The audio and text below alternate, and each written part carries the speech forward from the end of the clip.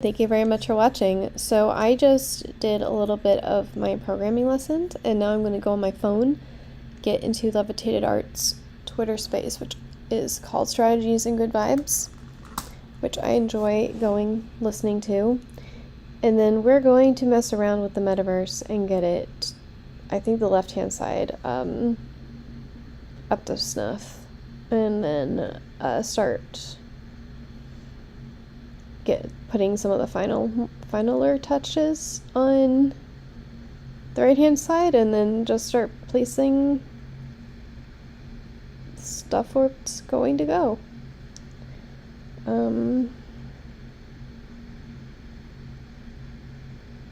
I just realized that the town that I did like at a 2% angle, and if I have those banners, it's gonna be a pain in the butt. Oh my gosh. It's fine. Don't overthink it. It's fine.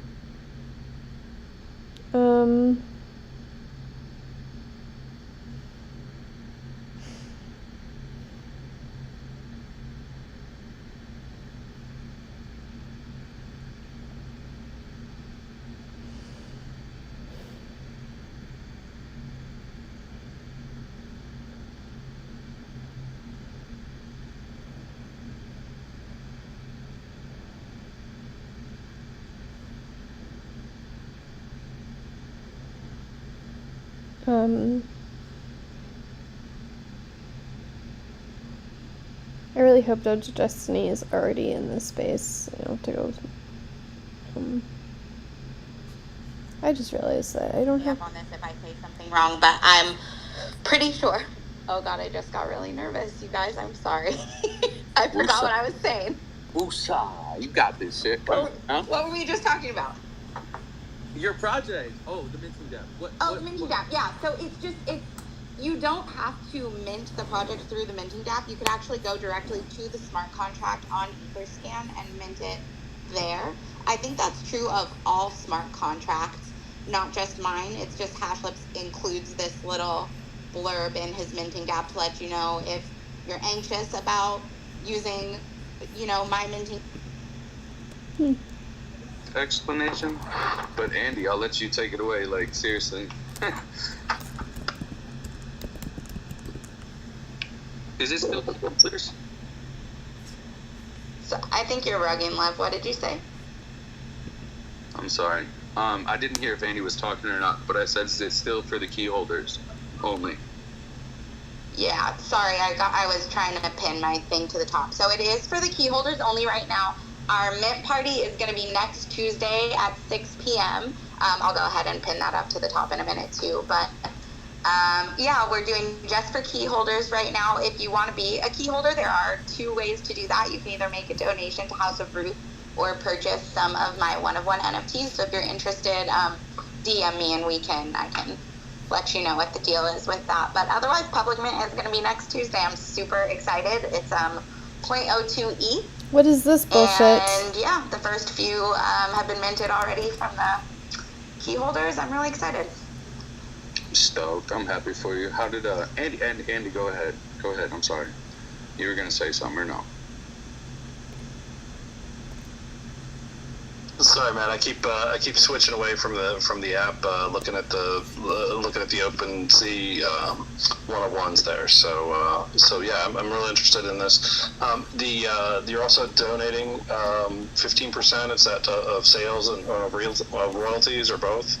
15% of sales. So for my one-of-ones, what I do is I donate one item on on the House of Ruth Amazon wish list. Those items, I usually donate diapers or like a duvet cover, which are more than my NFTs cost. So I have donated more than I have made so far. So with my generative collection, I'm donating 15% of sales. And I think in future collections, that'll probably be higher, but for now I'm trying to kind of get back some of the craft supplies and web costs. Yeah, so.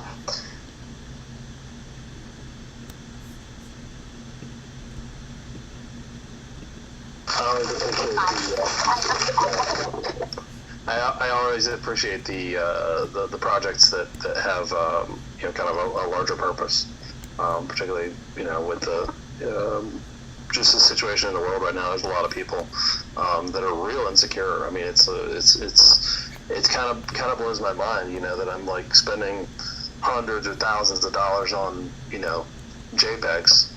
If you ask my son how ridiculous it is, and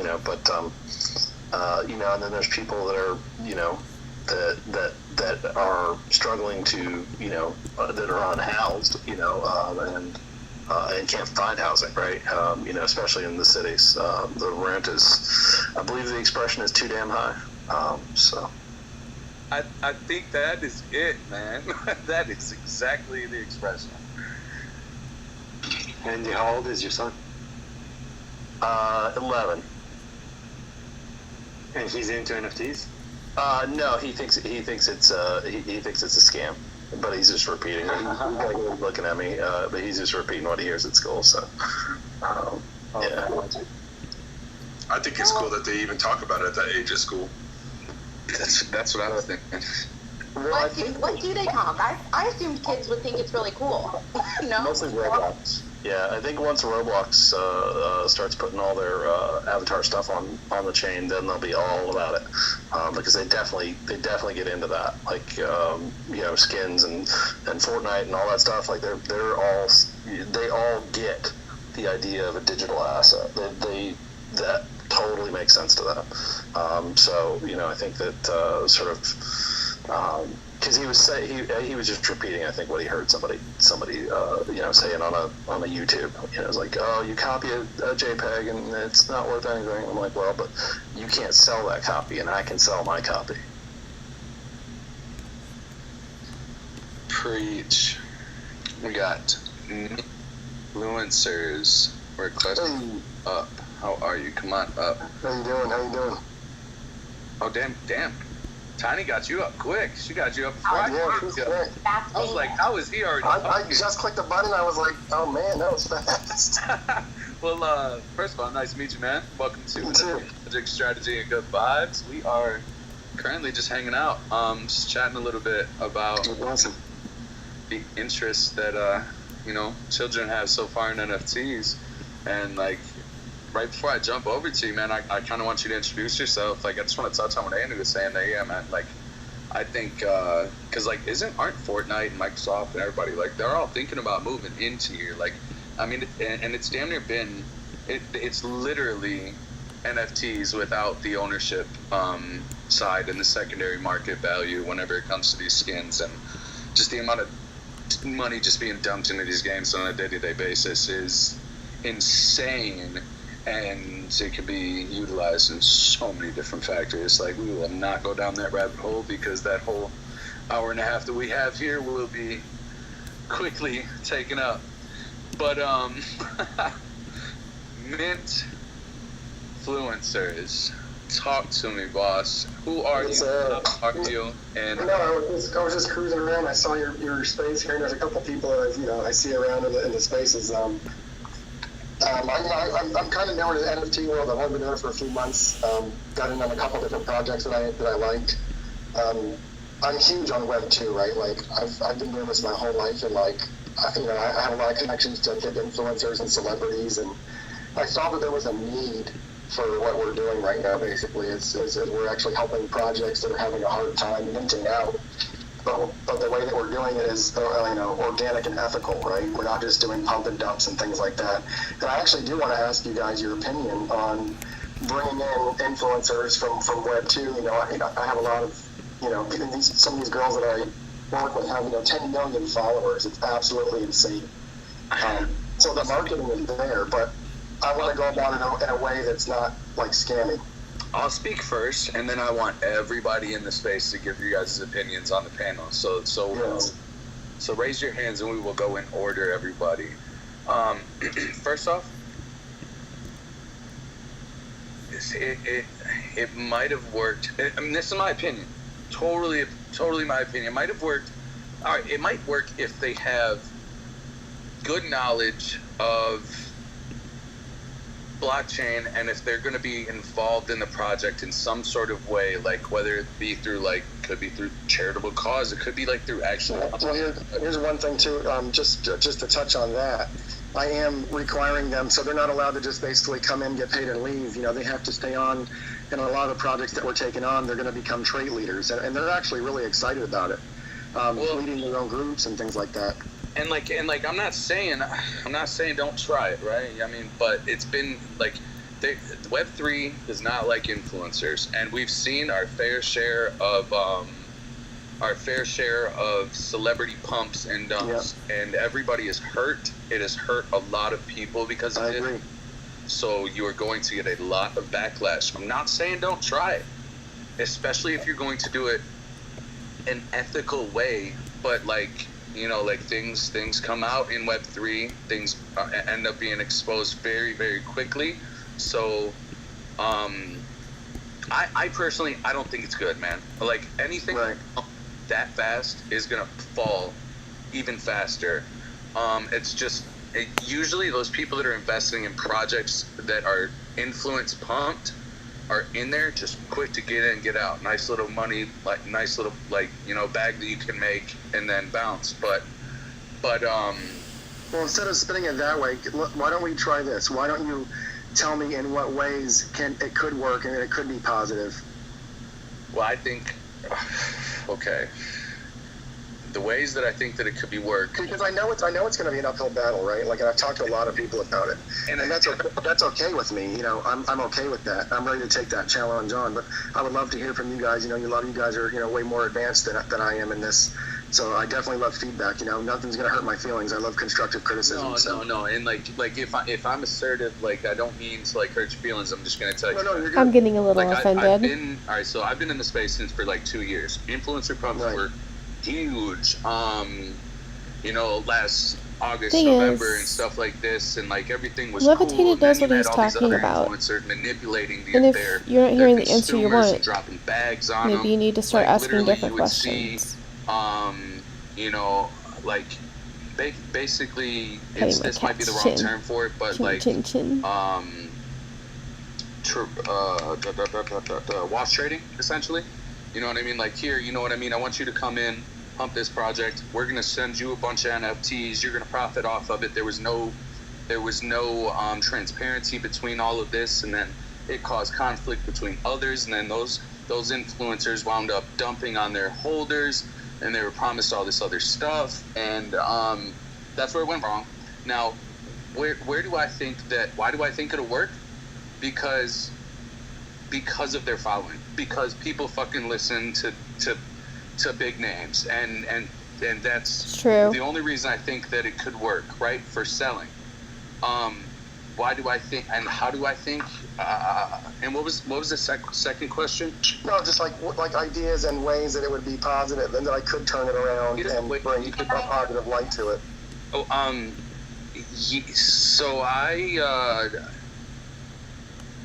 That's a hard question for me. Let me take that. No worries. That's what we're here for, right? We're here for the hard questions. Yeah, my tiny, run that one. That's all you.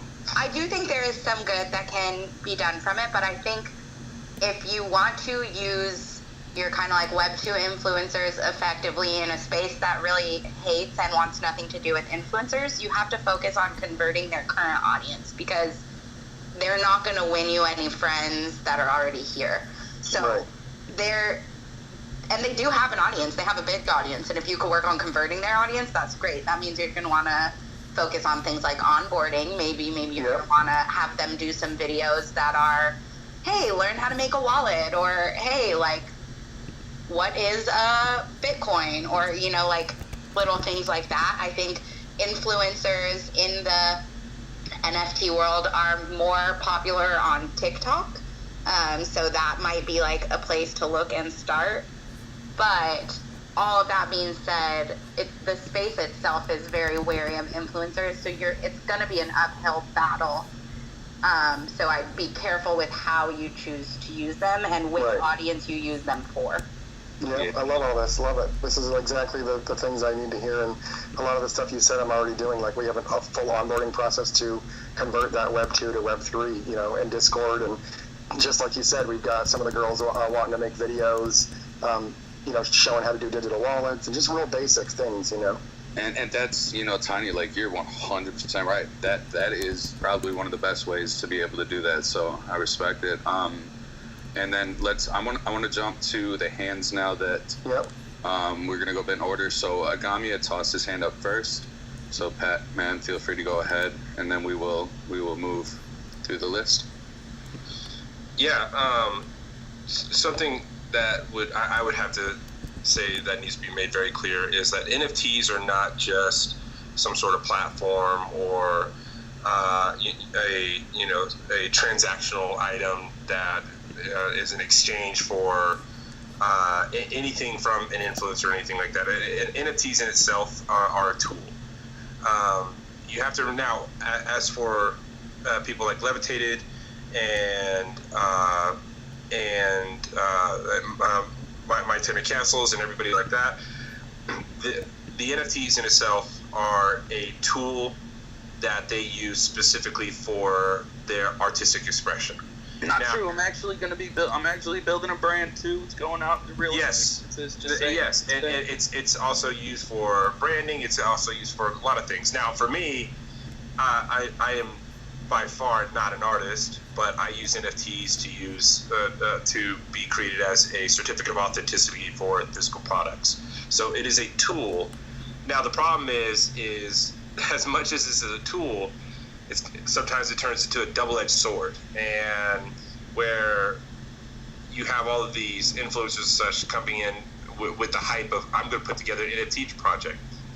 To me, I'm like, okay, if I hear an influencer putting together an NFT project, I want to see how they're using the tool and what do I get out of their version of that tool, as well as how does that tool possibly benefit others. That's kind of the interest that has been developed with NFTs. So at the end of the day, if it is very clearly that, oh, hey, I'm just rolling an NFT project, I really don't get a whole lot out of this NFT project, nobody else really truly benefits from this NFT project, it is a pump and dump straight through and through.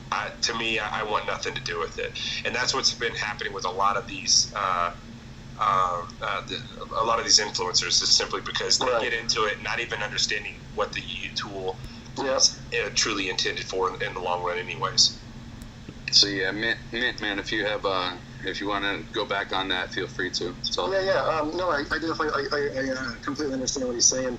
Part of the process that we've been doing also is we're actually bringing a lot of utility to, and a lot of people are weary with that too. But some of the big things that we've landed is like a deal with Carnival Cruise Lines, where you get a free cruise a year for 5 years. Like, this is some serious stuff that we're doing, right? Festival. There's a lot of raver festival people. You get three festivals a year for 3 years. NFL, I'm striking a deal with them. Like, there's a lot of big utilities. I'm tired of people like throwing the utility word around that don't really have one. Like, merchandise isn't really a utility to me at this point. That's just like a given. I mean, if we're doing things and we're branding things, that should just be right off the rip. You should already have that. That's a no-brainer. And then the people that are, doing things, we have to get away from being just on the phone and on the computer. We've got to bring this to real life, at certain points, right? And it is good to bring a lot of web. There's multi-millions of people in Web 2 that would love what we're doing, that have no idea that this even exists, right? This is a whole world on Twitter in the Web 3 community that doesn't know, but 10% of the world knows about what we're doing, if that. It's true. So I definitely agree with what you're saying, for sure. And I feel like if it's done the right way with the right influencers that are here long term, and the utilities that are provided that are long term, I don't see it being an issue. You see what I'm saying? I definitely want to change the game. That's understandable. I gotta jump in here real quick, you guys, before we go to any other hands, because all right, so I am an artist. I do love art. I do what I'm doing, but I'm also creating a business that is going to be bridging Web3 tech into the Web 2 world and introducing Web3 to normies through NFC chip integrations, such as Agami is talking about, and hopefully bringing interest creating in some sort of value behind not only their investments into, the brand or a clothing item or a collectible and something like this. And we will be bringing, onboarding. That is the main goal, because it was so fucking scary for me personally to buy my first digital asset. But on another note, I'll go spend $600 on a pair of limited edition shoes, and think not twice about it. Now, if that limited edition pair of shoes comes with a limited edition NFT incorporated in it, and then NFC chip with, I will say with the NFC part, Agami, Patrick, well ahead of me. This man is doing some crazy things with this technology there. But that is the whole goal. And then we have lore behind our main project, the emoticons that are coming out, and like the biggest thing is like they're searching for our token, and it's deep into the depths of Earth's oceans. And like because of this storyline that we're creating behind this, we're going to be giving back to the world as well through coral restorations and ocean cleanup and so much more. Like I just like Agami, man. Patrick, bro, I had to Sorry, bro. No, it's okay. It's okay.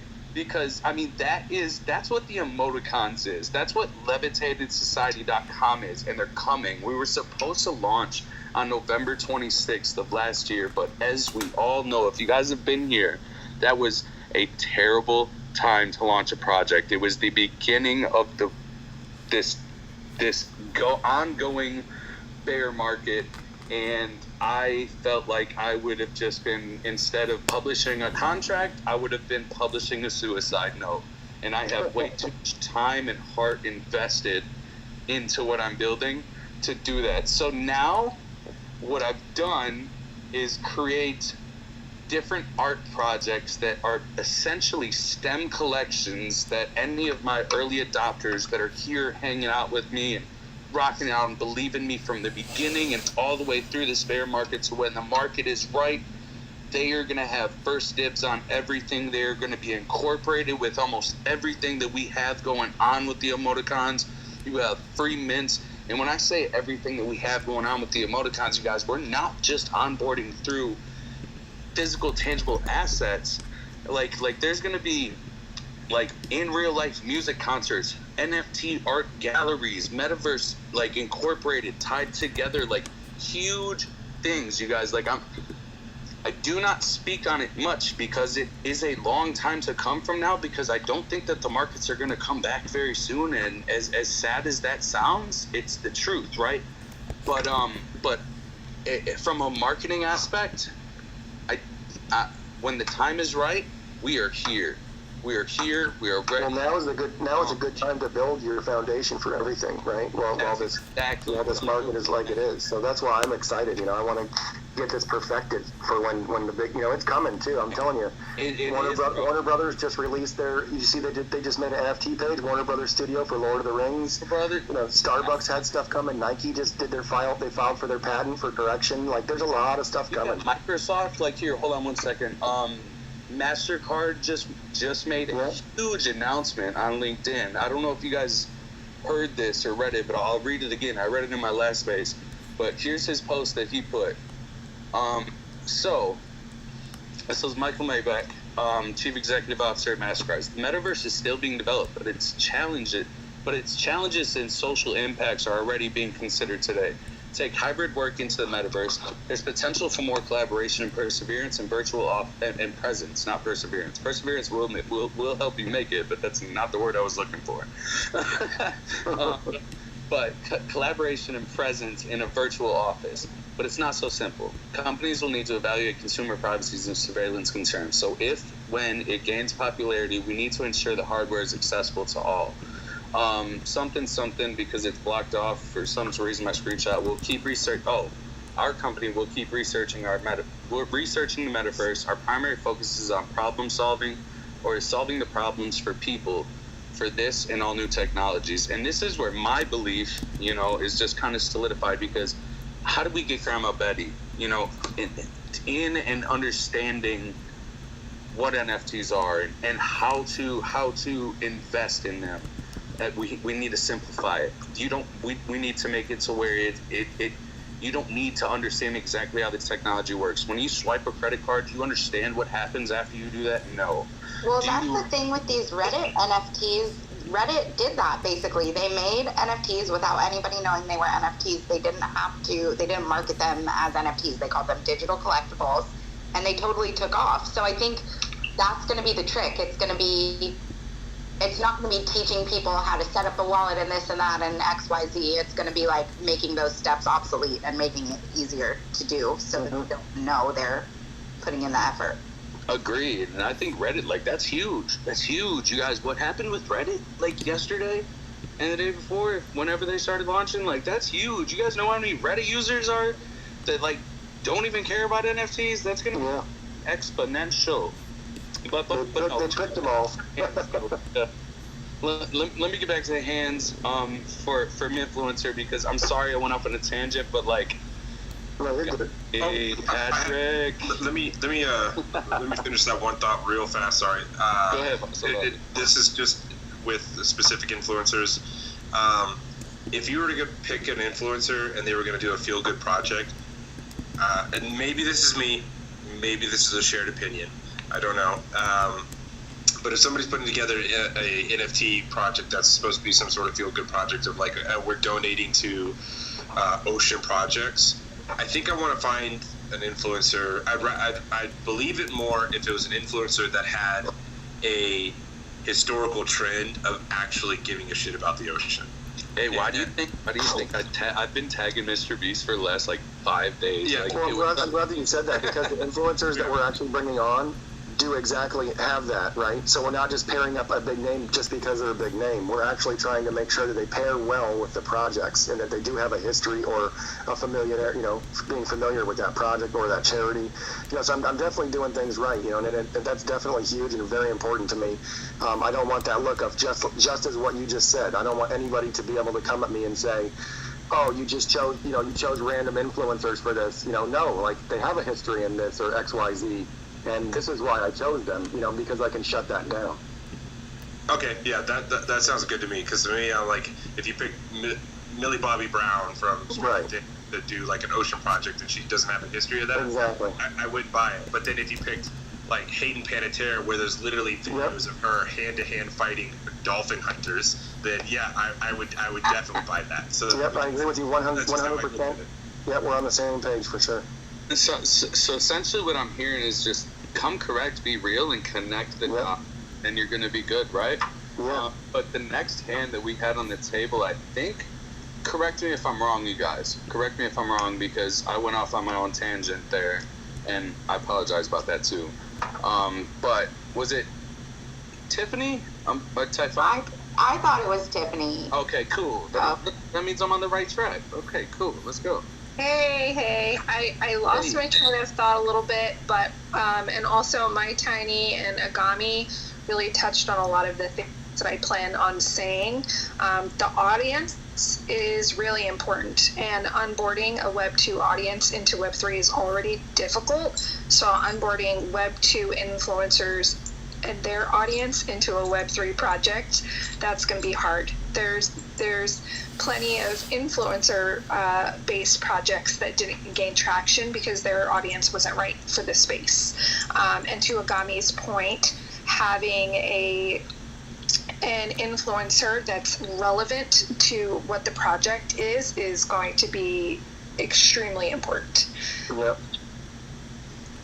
Loving it, guys. And any pros to put out there, Tiffany? It's pros.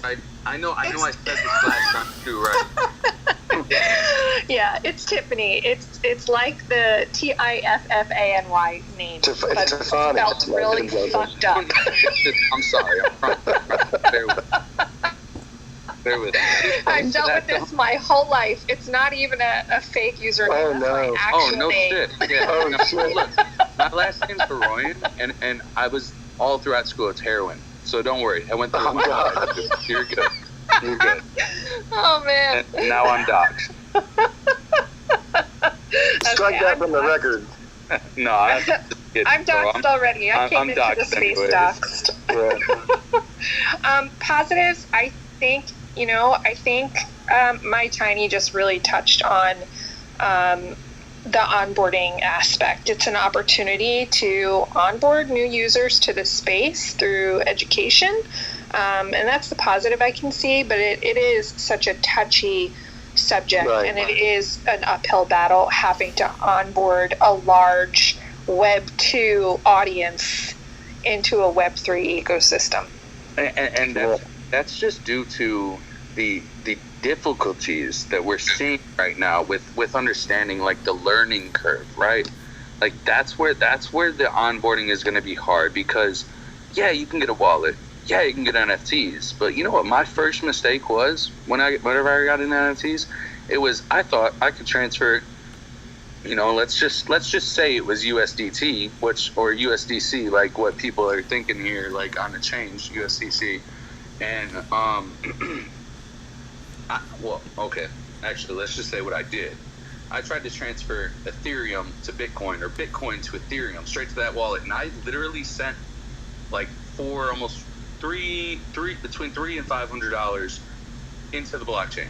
That was my very first learning curve, and that is something that also would be need to be taught. Like it would have to be something that, you know, like Andy, like you tossed up a crying face, like, no, man, without failure, there's no knowledge gained. I've never made that mistake again.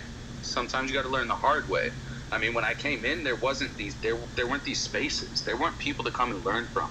There weren't real videos out there on YouTube and stuff like this about NFTs and like all that other good stuff. Like there's so much content now. Like content is king, but it's like, who are you consuming it from, right? But my point to that is, like, on top of like Tanya's amazing, like, you know, reason there, is that a key holder? That is a castle key Blind Chimp has right there. I love seeing it. But before I finish, like, I mean, Tiny and Tiffany, like, that's true. Like, I mean, that's huge, right? Like, onboarding's huge, but like, and those videos, but the thing is, like, those videos have to be thorough. They have to be, like, straight to the point, concise, because people need slow walkthroughs when they're first getting in, or what you can do, man, like if you have connections with these influencers and stuff like this, you can set up a Telegram or a Discord channel to where it's like, new to NFTs, come here, you know, it's basically reach out to a psychologist, reach out to a Web3 fucking, you know, and you can hire me for that. Somebody wants to sit here, I mean, I'll take a paycheck on the side to like teach them the ins and outs and what not to do and what to do. Right. I've made my mistakes. You know what I'm saying? Like, and I never offer myself up for hire. So that was a new one. I know, you can keep that. Don't come to me for that. But I know that I would be able to lead them in the right way. So you need someone that's going to be able to teach them along that path too. And another thing, like Nagami was saying, like, it can't just be about that influencer, like, because I don't know, it'll just look like the influencer has to be involved. They have to be incorporated. They have to be in that topic, just like Nagami was saying there too. Like, yeah, that's part of my roadmap for sure. Is definitely to keep them involved. That is part of the contract. And like surrounding a topic that relates to is like more what I was enticing to, like, but let me get to these hands again, you guys. I'm sorry. I think Art Inspired was next, I believe. Who is that? Art Inspired, right? Yeah, I think Art Inspired was next, and then Walker. Yeah, we're gonna go to Art Inspired, then we're gonna go to Walker. So thank you very much. Yeah, so first of all, I'm never going to, well, first of all, my tiny castles hit the nail on the head that, you know, focusing on the Web 2 audience and always trying, because, like, the market share for NFTs is very small right now. So if we start doing, like, we don't want your audience, or, like, just trying to be, like, protective of our community, that's not going to be good for the community in the long run. So, yes. And I'm never going to, like, if you ever want to collaborate with my project, which is highly collaborative and does charity every month, like, I'm not going to turn away celebrity projects just because they're celebrities, or influencers. I'm just like, you just need to make sure that like you're respecting the space and like playing nicely with the influencers of Web3 as well. Right. Just basically being like transparent, right? Right, and like what I heard, what she just said is like literally just come at it with a wholesome. You know the beauty of Web3, man. You know what they want? They want good people. Yep, and love good and things family. to be done. Not even just love and family, man, but like good things to be changed in the world. So if you can come in with some NFTs for good aspect, you'll be golden with influencers. If you can give back, I think that is the beauty of decentralization. The fact that the power is in the people's hands now, and we know that how important we know how small we are in this world, basically, and how important this world is, like on a literal Earth scale, like how important this world is and humanity, and how important you are, how important Tiny is, how important Patrick, Amy, Tiffany, Blind Champ, every single one of you guys are fucking important. Like some of the most, like you guys are all human beings, and that goes for, you know, every single animal and insect and whatever it is on the face of the earth. Like it's the importance of life, and what is the true meaning of life and happiness? Prosperity and growth. And I don't think that means just financial prosperity. I think that means like mental prosperity, man. So if you can come into the game with reason, with a way to affect the world, you will be just fine. And if you follow through with it, you will take over the game, and you will maybe change the whole outlook on influencers and expose those ones that are quote unquote influencers that just utilize it to pump and drain liquidity from what is already a very consolidated market. And I'm super passionate about that, right? Like I know, like you said earlier, you know, people were hurt, right? Like I get that, I feel it, I can hear it. Some people were really hurt bad, so I want to stay away from that. I want to do things positive, and you know, definitely, like I said, it's going to be an uphill battle, but I'm completely okay with it. Literally, everything that you guys have said tonight so far has been in my plans already. Like, you know, part of my whole marketing. I mean, this is the place to strategize, man. I mean, like, take it as you will. Hopefully you do good with it. The only thing we can give you is experience and ideas. We cannot give you any facts, and it's just the way of the world. Yeah, no worries. Walker was next. I gotta get out of here in a few minutes. We're supposed to start our own space soon, so. Well, you know what? We end in 30 minutes. Oh, hell yeah. PM, and you know, we can. Yeah, we talk about good stuff over there too. You know, a lot of, you know, projects and charities and things that, you know, good inspirational things. Really. I can't say I'll be there right away, but Walker, go right ahead. Yep. Let's go right ahead, man. So this man can do it. Is this thing on? What's going on, Levitated? My Tiny Castles is I'm really excited to see you, My Tiny Castles, and everybody in the space.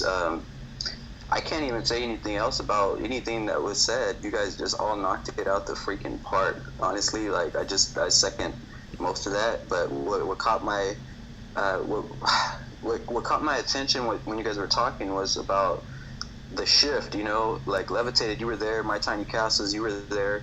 I'm sure a lot of you guys were there, you know, when the shift from the bull market to the bear market happened, and we were all there, you know, we saw it. Levitated, I'm sure you were buying stuff on OpenSea and doing gas fees at $100 a pop, you know. I Levitated Arts.eth cost me $340 mint. Now you can go mint the ENS name for like $20. Right? No, like seriously, I'm sure everybody's got like there's people here that, like he said, he's been in for 2 years. You guys, I've been involved in the space for, you know, about 2 years now as well, and it's changed and it's shifted a lot. And I like what you guys said about, you know, actually building a business. you know, as a founder, you know, we kind of launched quick, and I realized really quick when we were going, we launched at the end of the hype mint, going right into the free mint meta, and we realized I had to completely shift gears, you know, and kind of not even focus on the NFT aspect of it, and got to focus on building the actual business around it. And like you guys are talking about onboarding, you guys, oh my gosh, this is such a conversation, because on Reddit they're doing it right, you know, they're being onboarded, they don't even know what's happening, and I think that's what it's all about. So, you know, as soon as we find some of those ways that we can just onboard Granny and onboard everybody without them, like, onboard is even such a, you know, abrasive word, even, like, let's just introduce, you know, like, let's introduce them in a way that it's frictionless. Like, we don't know how credit card, like Levitated said, we don't know how any of that stuff works. So, you know, if we can get to that point, you know, then we'll have an actual thing. And I think it's happening, you guys. We're really, really close. It's becoming so much easier to introduce people to NFTs. Not even NFTs, just the whole thing we're doing. I don't even want to call it that anymore. No, it's digital assets. It is. Let me in the quote of probably almost one of the biggest security issues in this space. Receipts, motherfuckers, receipts. Gary V is who I just quoted. I'm sorry, but like literally, and that was odd that I quoted Gary V. That was actually like third time in a week too. So you guys tell me to shut up. With that being said, I want to jump over to Blind Chimp, but right, man, I think a frictionless, you know, entry is the key. That's all. I'm going to let Blind Chimp go, and then I'm going to head out of here. Man, you guys are great tonight, man. Seriously, much love. You know, there's nothing like having a good conversation and having those tough conversations. You know, like, you know, you all kind of started off a little hesitant. You know, I could feel that, and then, you know. I don't want to hurt your feelings, dog. No, you're good, dude. And I said you weren't going to. You know, and you didn't. Everything was great, man. Loved everything that everyone had to say. Seriously, this was huge for me tonight. I actually needed this because I'm definitely on the right path with what I'm doing. That's good. I'm proud of you. Blind Chimp, go ahead. Mint, and you're literally always welcome back here, dude. Like, the topics seriously vary so much, but they're always so interesting. Like, the minds for sure. get on stage are fucking phenomenal. I don't know how I found it because I wasn't following any like of the speakers. I don't know. So maybe somebody was just in here temporarily. I just kind of found it. Maybe it was Salva. Or it was meant to be. I did see. Well, Chris. I'm glad you did. Yeah, Chris and. Yeah, I gave you guys a follow. I've been going through and giving everyone follows here. Well, what's up, man? I just sent you one back. Blind Chimp, go ahead before I literally. You guys just tell me to shut up. That's all you got to do. No, I'm never gonna say that to you. I think the only issues I have with influencers is that they've already kind of ruined it for me. You know, like, I don't know how many DMs I get that say, "Oh, I love your project. Let us help you build it. If you give us this, this, and that, we'll provide you with this." I would love once for them to say, you know, we'll do this for you on our dime, and if we're successful, then a percentage will go to us. You know, like, we'll take care of you, and then if we succeed on our end, you'll take care of us. Right. That just seems more genuine than the other way around, because there's so many that say they can do something, but can they really? They haven't proved it yet. And then, so you're willing to pay something. You're willing to pay something to them, but you don't know if it'll actually pay off. And I think that's the only issue I have. I gotta jump in here real quick. Mint, you can go, because I know I'm probably gonna say exactly what you're gonna say. Those are bots. Those are not necessarily influencers. Those are manipulators and operators. I literally tested a lot of them during the bull run. I literally spent $2,000 to test quite a bit to see if there was any benefit in there, and it was $2,000 just wasted. Not wasted, because without failure, there's no knowledge gained. I know. Yeah, guys, I got a bunch of people messaging me. I'm sorry, not trying to cut you off. I gotta go, man. I love you all. Seriously, I'm gonna hop back in here as soon as I can. Don't trip. We're coming to your space. Shoot me I'm gonna shoot you the space link here in a second. All right, bet. Yeah. All right, guys. DM it to me. I'll pin it up top. and we'll transfer over. All right, thanks so much. You guys are awesome. Thank you. You're welcome, man. Much love. Blind Chimp, yeah, like I think like so like what he was talking about was like celebrity like people and shit like that, like that are like, you know, that he knows in like the real world. But you're not wrong, bro. Like you're not wrong. Like I hate that. I hate. Yeah, but how would somebody go about proving that they know these people? You know, before you get involved with them, what are they going to do? Are they going to say, hey, in order for you to trust us, I can get you on a face call or something with these influencers, or like you just take their word for it? You know what I mean? Like there's a lot of trust that needs to be built up. We talk about organic growth, and that's because we're in these spaces. We're talking to one another. We get to know one another. That's not necessarily how that'll happen with the influencers. You're not going to be able to talk to this celebrity over and over again on a weekly basis. I agree, big time, man. And like honestly, oh well, Amy, you got your hand up, and then I'll chime in and say what I was gonna say. Go ahead. I'm sorry. Yeah. So what he was saying about like, oh, if I'm effective, then I get a cut. That sounds a lot like the Web3 way, where it's like we collaborate and we each get a percentage, and therefore we each have a stake in making this successful.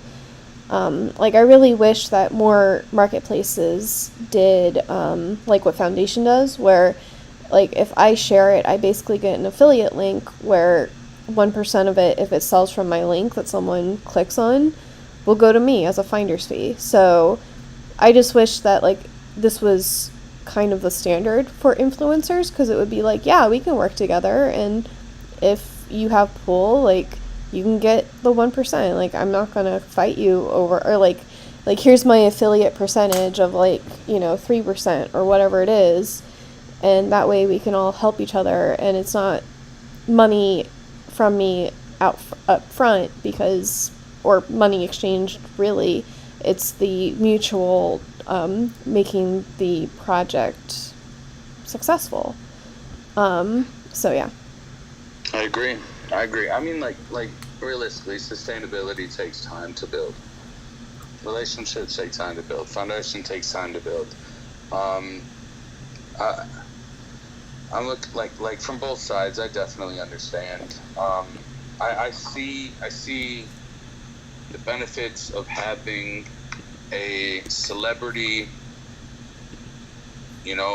influence project, as long as that celebrity, like Patrick had said, like pertains to the project as a whole, is there. And then like Tiny was saying, like if there's like the whole onboarding ramp and like actually teaching and maybe like creating potential for like new people to come in here. But I don't, like those, every single one of those steps need to be covered for me to not think that it's just going to end up draining liquidity after so long. And like, don't get me wrong, I don't know the guy. I don't discredit him. I don't credit him. Either one. It's the first time meeting him. This is kind of why I want to go to his space and listen to everything. So if you guys are interested, go over there and see what his outlooks are on what he's going to do. I know that, I know how influencers have affected the space previously, and I mean, who's to say that there can't be a beneficial aspect to it, and who's to say like that there's not going to be one? You know what I mean? Like, well, and it's also, so true. Like, we didn't ask him, but like, who's an influencer? Like, what kind of person are you talking about here? Like, what kind of celebrity, or like, is it like an Instagram model? You know what I mean? Like, what kind of influencer are you even talking about? Yeah. I mean, and that's why I said that we can share the link up top for his space, and we can go figure that out. Like, if you guys are really interested and you want to find it out, you can go, go over there, check him out, see what he's doing. That's true though. Like, I don't know, you guys. We're not going to continue the conversation, I guess, because he's not here anymore. So, with that being said, guess what? We have a tiny key holder in the building in Blind Chimp. Sir, what are you doing up here? Have you minted yet? I minted mine. Oh yeah, I got mine. I wanted to ask one more thing about the influencer stuff. If you have an influencer attached to your project, and some bad news comes out about them, like Bill Cosby type news, that sinks your project, right? Like, you'd be done. Big time. Yeah. Big So I just don't know how. I don't know if the. I mean, but I don't want anybody's name on my project but mine. You know? Yeah, that's what I was thinking. And that I feel the same way. Trust me, you guys, definitely do. Yeah, but that's why you have like collaboration projects, so it doesn't ruin your like core brand. No, well, if your name is attached to something in Web3, people are gonna hold you accountable for even associating. You are guilty by association. That's how they say it, right? That's the reality of it. That's why dude, I literally was on the phone with fucking Ja Rule for a week, talking about having him, like, he's talking about to me, like, I have his number, Jeffrey Atkins is his name, in my phone, like, no bullshit, you guys, talking to me about, like, you know, because we were doing music integration. This was around, like, you know, November time, like, Walker, whenever this shit happened with you, and all that other stuff. We're in spaces, my bad, but, like, we had a fallout, it's all love, bro, but, like, this is around this time, right? Like, I'm like, yo, like, you know, I'll be honest with you, man, like, at this time, like, it would be nice to, like, get some retweets and stuff like that, but I don't want a partnership. I don't want your name anywhere near my company. Like, truly, I didn't want anything like that. But you know what I got? I got a bunch of retweets. I did. That's cool. That helps. That puts, you know, respect on my name. Go look at the emoticons count. Ja Rule's following them. But are we partnered with them? Hell no. Would I ever partner with them? Hell no. Did I tell him that? Hell yeah. I don't care if he is, like, way, you know, more influential than me. It's just who I am. I also, and then let me say one other thing too, and, like, I'm gonna be name dropping here. You guys know Drake and Josh. You guys all fucking grew up watching Disney Channel or had children that watched Drake and Josh. Well, so which one is the skinny one that, like, played all the girls? That was Drake, right? It's Drake, right? I always get them mixed up. But anyways, I got connections with Drake. You can go look. He's blocked on my account. He's got 4.5 million followers. I literally have conversations in our DMs I can fucking screenshot and send to you if you don't believe me about he was going to promote my project. You can go back in Discord, actually. Boom, boom, boom, boom, way back. And I even mentioned, like, yo, look, I've got this guy, 4.5 million followers. It's Drake. I'm pretty sure Drake's the one I'm talking about. It's the skinny dude that was just like the high school kid at the time in that cartoon show. I can't remember if it's Drake or Josh, but I'm pretty sure it's who I'm talking about. But anyways, dude, I got all these messages from, and guess what I find out? I found out the reason that he got canceled from Disney was because he's a fucking pedo. Be damned if you're getting on my project. As a matter of fact, never mind, because I was gonna do all this not like influencer pumps, but I mean, like, what I was gonna do was bring these big names in because they had big followings. Like, it helped at the time. But you know what I did? Dude, as soon as I find out that happened and there was some sort of situation, and I don't know whether it was like, you know, like, you know, what charges it was or anything like this, but I mentioned to my community, like, yo, look, like, you know, Drake from Drake Josh, you know, wants to promote the project. What do you guys think about this? Should we do this? Because of the fact that, like, yes, it'll help us pump at that moment, but long term, like, do we want this? Probably not. So you know what I did? I blocked him. Because guess what? My community said no. And then they informed me, well, my community informed me, Girl Dad, if you guys know who that is, Girl Dad informed me, like, bro, like, I'm not gonna lie, here, showed me the Google link, and I was like, oh, problem solved. Question answered. 4.5 million followers when I had 3? I don't give a fuck. It's about morals and ethics. You're not going to be a part of my project, because if that was the case and I went forward with that, it would have looked so bad on me. So Blind Chimp, you are 100% correct. I don't drop names like that. I'm sorry that I just did. But that wasn't to flex. That was to show the importance, basically, behind what each of you are doing as an individual. Numbers, in a sense, don't matter. It's about the persistency that you put through. Like, it might sell out right away, but at the same time, it can hurt you very much too. And what is it? It's basic physics. What goes up must come down. So if you go up that quick, it's probably going to fall just as quick. Or, well, actually, there's like a certain ratio, mathematical ratio that it'll fall at, and it can't go any faster. But that's like, you know, probably like way out of this field of Twitter Spaces. That's the nerd in me that was just talking. I think it's like 9.7 some shit. Terminal velocity. You said what? I think you're talking about terminal velocity. There's a certain point where you stop accelerating. Yeah, exactly. That's exactly what I'm talking about. So, like, I mean, like, maybe it can't go down faster, but yeah, yeah, that's what I was talking about, terminal velocity. Yeah, I mean, you're still accelerating, but the drag of the air. I'm nerding out harder than you are. Sorry, man. So, how do I get one of these keys? I picked up one of the. I've been buying everybody's shit. That's why I've been so quiet. Yeah, airdrop to you. She got airdrop to you.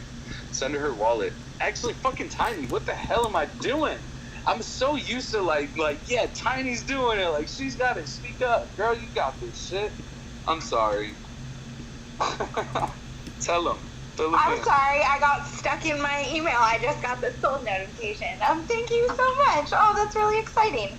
DM me your wallet, and I will send you over the castle key. And it's just my username .eth. Jasmine.eth. Jazzmetition. I got it sold. I got a sold notification too. Is that you? Guilty as charged, Your Honor. Well, thank you. I appreciate it. I'm a blind chimp whale, buddy. Are you about to beat me? I don't think you can. No, man. No. You got so many. I'm just playing. Oh, thank you again. That really just made my night. I mean, everybody gets excited when they make a sale sign. You know, it just, for a small artist, it's a really big deal every single time. So thanks.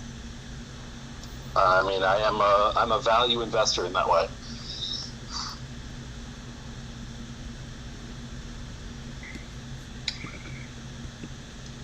Congratulations, Tiny. And Andy, you're a legend, bro. Thank you for, like, actually coming into space tonight and just, you know, showing love, whether it be investing or sharing knowledge, man. Like, truly thank you, bro. Truly thank you. You guys, so it's coming close to 8:30. We have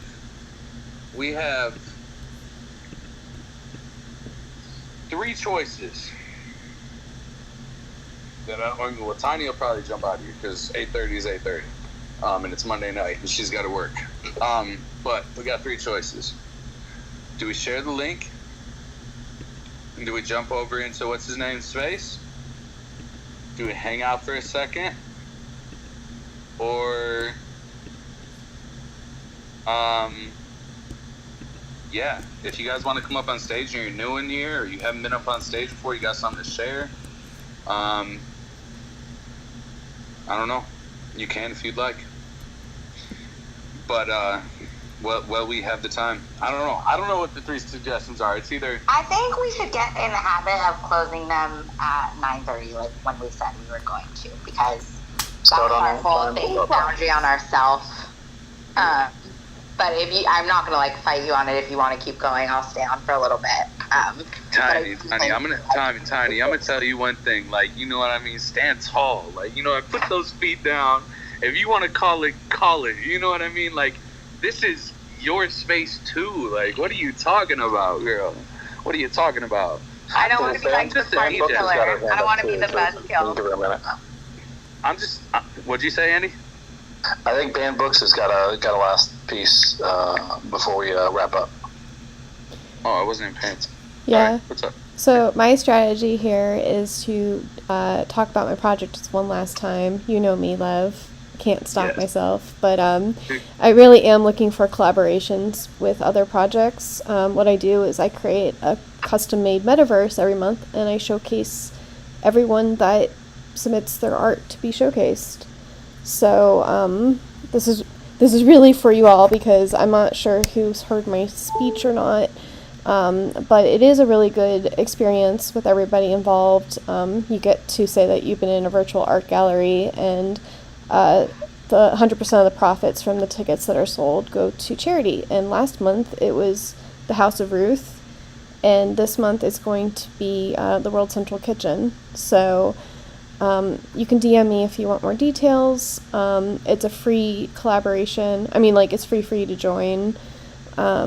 And I just promote you for free. So we have a lot of talk about influencers and people trying to scam you and whatever. This is a very low-key, this is my 6th one doing it. Levitated's been in like 3 of them now. So my castle's been in like, I'm pretty sure every single one. So, I mean, you know what I was waiting for? You know, last space you said that you were going to clip that out. I was so waiting for you to be like, and here's what the project's about, and then bust out that shill that I put on for you the other day. I was going to laugh my ass off.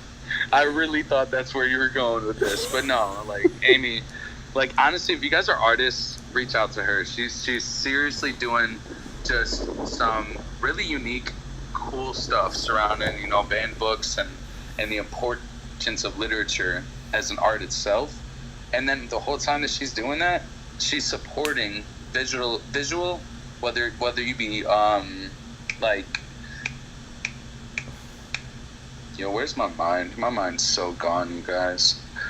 Whether you be traditional artists or digital artists or NFT artists, NFTs preferred, because she can actually post a link to your collections and everything with the images that she puts up in the gallery. Like, if you guys are there, man, reach out to her.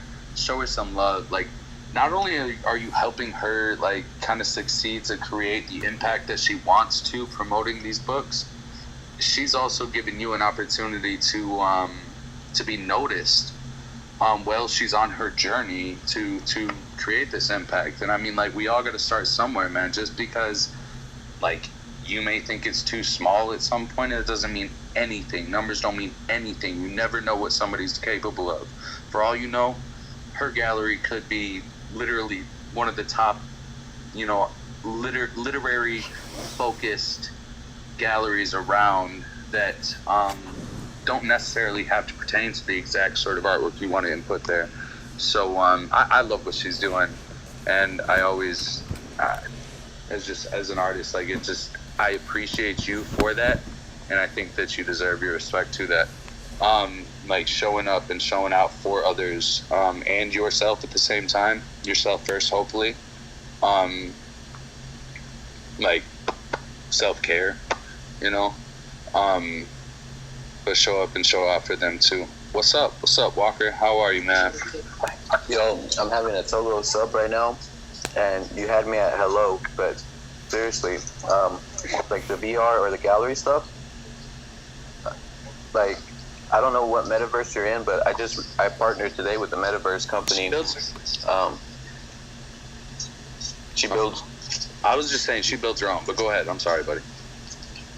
Yeah, I'm definitely interested. I'd love to, you know, maybe connect outside of it, you know, maybe explore galleries, because that's exactly what I'm doing. I'm sitting here creating portals to other galleries in other metaverses, trying to create the real metaverse, right? So if we can't get in and we can't get out, then it's not the real metaverse. Mm-hmm. And I'm trying to figure out, you know, ways to get in and out. So if you can help me get in places or out of places, that would be greatly appreciated. Are you in? Yeah, that's my one condition. I will put an extra link in your placard that goes directly to your metaverse, but you need to also, you know, cross-promote me in your metaverse and portal directly to me as well. Sorry to place conditions on our friendship. No. Hey, Amy, fucking, like, all I gotta say is, hold on, where's it at? Way to fucking value your work. I respect. I know, that was pretty impressive. I liked that. Like, step up. You know what I'm saying? Like, value yourself. Everything that we do, like, and that goes for each and every single one of you guys in here. Value the efforts that you put forth and understand that we can still work together and hold our own value. That's what creates the value of the space as a whole. That's what Web3 is about, people. That's what it's about. For example, I portaled to Chonli's off NYT. Oh my gosh, I always get those acronyms. It's off NYT NYC, I think, or it's NYC NFT. It's one of those acronyms. It's NFT NYC, maybe, I'm hoping. Yeah, she did like a 8-floor NFT gallery in Spatial with like 1,000 artists, and she put me in her lobby area as an event people could go to. So, are you talking about DEC? No, she did like an off-Broadway, it was like, there was the NFT NYC, or NYC NFT, but they were like, why do people have to pay to go to the shit? Let's just create a Spatial, and then she wound up being like the Spatial curator. So, I do have a little bit of experience with portals with that. Yeah, and like I had to be a little bit late to this space because I'm taking a full stack Solidity course so that I can improve myself and improve my project. So I am trying to take care of myself and my future. Yo! Can I get another round of applause? Tiny, fill that in for me. Go ahead. There we go. What the fuck? Amy. No, just stop. Just stop right there. Amy.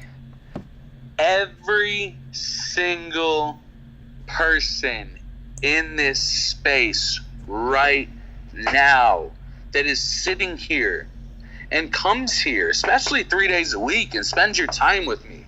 You know what's more important to me? I don't even give a fuck if my spaces are huge. You know what I care about? You put your priorities first. If you can't make it to this space, oh well. You know what? I forgive you. I love you. It's all good. We're going to be here next week. We're going to be here Saturday. We're going to be here Monday. We're going to be here Thursday. You do what you have to do in order to benefit yourself and better yourself before you put NFT project strategy and good vibes in your schedule. Please. Like, it does not hurt my feelings. I'm not here to bring numbers. I'm here to literally empower those people that want to be here. And whether it be empowering through all this words and shit, like you know what I mean? Like, you go girl, like, great job. Like, no, like, yeah, those are just words.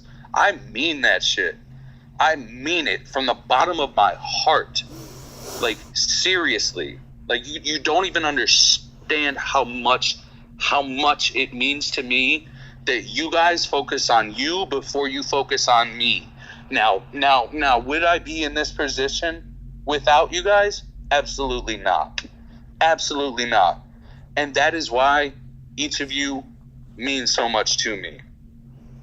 That and like just people, humanity means good things to me first. Blind Chimp, change that shit back to the key, because this is about Tiny.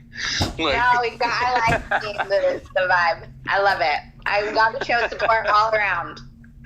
No, all right, okay. I mean, if that's the case, I will say, guys, I haven't mentioned my project one time tonight. So if you do want to come in at a low cost but super unique and fucking awesome way to be a Levitated Society holder at a more than fair price rather than my tangible canvas collection, my one of ones, or rather than my sold out V1 collection or my V2 collection, which are like, they're up there, they're pricey, I get it, but I wanted to expand the community. Well, whoever said this earlier, now's the time to grow. Now's the time to build that foundation in order to launch that infrastructure around. Whoever said that, you read my mind, or you've been in my spaces before. That's what I'm doing. I think that this bear market is going to fucking create winners. It's going to create winners. And I'm so proud of every single one of you that are sticking it out through it, because I know it's tough and I know it's hard. The economy's not going to give up. It's not going to let up. It's going to keep crashing for a little bit. So just stay positive. Stick with it. Follow your dreams. Do what you love and try to make the best out of it.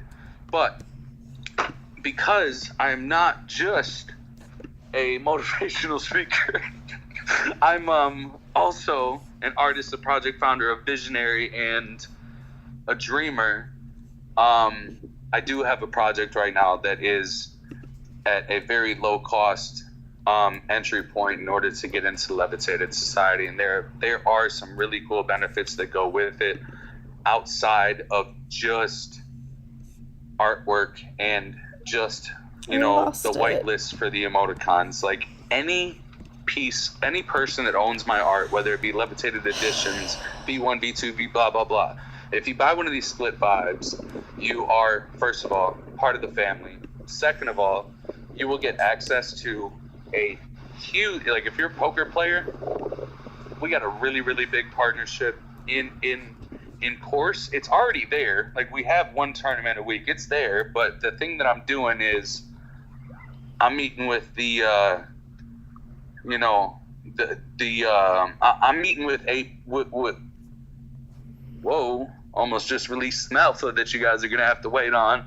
I'm meeting with these guys tomorrow, and we are going to have a ton of shit coming within the next 2 weeks, you guys. Like I said, I've been on back-to-back phone calls for the last couple of days. It's because I'm trying to make shit happen right now. But if you want to split vibe, you're in it. When they come, there's going to be money games, like real cash games. There's going to be NFT games. There's going to be 2 games a week because I posted a poll. 2 games a week. Don't know exactly what days. I know Sunday's going to stay there. They'll be at 6 p.m. Central Standard Time. That's for the poker players. Let's get aside from that. Now, other than that, you get, you know, basically, if you're a holder of mine, like I said, any NFT it is, you get one-on-one brainstorm meetings with me. Like if I have the time, you need to call and you need to get on the jump with me and you want a consultant or anything like this or some sort of understanding or like just like, you know, what am I doing wrong, strategizing or so on, I'm here for you. And you guys, like, I'm not just saying like come strategize. Like, look, man, my one-of-one, my Genesis collection can speak for itself. We've got 72 unique owners out of 103 assets with 8 Ethereum volume traded at a 0.33 volume floor with like 7% listed, which means 7 listed on secondary. The only thing I've done is continue to put out work and create value for my holders going forward. And we have not gone down one. Well, actually, it was at a 5 floor with 1 person listed, but I'm sure a lot of people need money right now. So that's why 7 people listed, and it went to 0.33. But I mean, no one has ever lost money in my V1 collection. No one has ever lost money in my V2 collection. Everyone has made a profit or just held because they believe in me. And I want to thank you all personally for that. And then not only the fact that I just went and I looked at our split vibes floor, and last I checked, it's like 0.055, which is pretty cool because we released it. I released to my V1 holders free mints, to my V2 holders a mint at 0.01, and then we opened at 0.03. So which means that obviously everybody's still fucking believing in me, and I thank you guys so much. If you become a split vibe whale, and okay, I'm doing all this talking about split vibes. You gotta actually just go to the pin suite, scroll all the way over to the right, and you can find the links to the split vibes. But go to levitatedarts.com. That's where you will find them. It says split vibes mint page. We'll read all the things about them. If you end up becoming a whale, and what I call a split vibe whale is if you own 10 of them, I will DM you, and I need 3 of your favorite topics, because you will get a one-of-one custom split vibe. And then not only that, on top of that one-of-one custom, mind you, I'll have to make it on spot, so it'll take me like a week probably to create the custom split vibe. And then not only just that custom split vibe NFT that you get, that one-of-one, you will also get a physical canvas print with that is NFC chip integrated. And what I'm trying to work out is the VR integration too. So if you put your phone up to it, that split vibe will come to life. I know Patrick said maybe you can help me out with that. If you have too much on your plate, you can't help me out with that. I'm going to figure it out regardless. So that's just another cool benefit to it. And then plus, like, what the fuck? Levitated Society. We're not going down, baby. We're not going anywhere. Like, this is the place to be, man. And that's not even like, that is kind of arrogant. That is kind of cocky, right? I'm not going to lie. That was kind of arrogant. But at the same time, here. I mean, it's true because I'm here. There you go. Problem solved. And I love reading tweets of how you're going to build a dynasty. I love the confidence. Oh no, bro, there's a thin line between confidence and arrogance. I am confident that I'm going to build it, but I know that I might fail a few times along the lines. I'm confident we're literally going to be fucking number one. Levitated Society will be... Your kids are going to come to you. Well, maybe not your kids, but your kids might even come to you and be like, you know what I want for Christmas? I want a Levitated Society hoodie. You know what I mean? Like Supreme. Like everybody's asking for Supreme right now? No, fuck that. They're going to be asking for Levitated Society hoodies. You want to know why? Because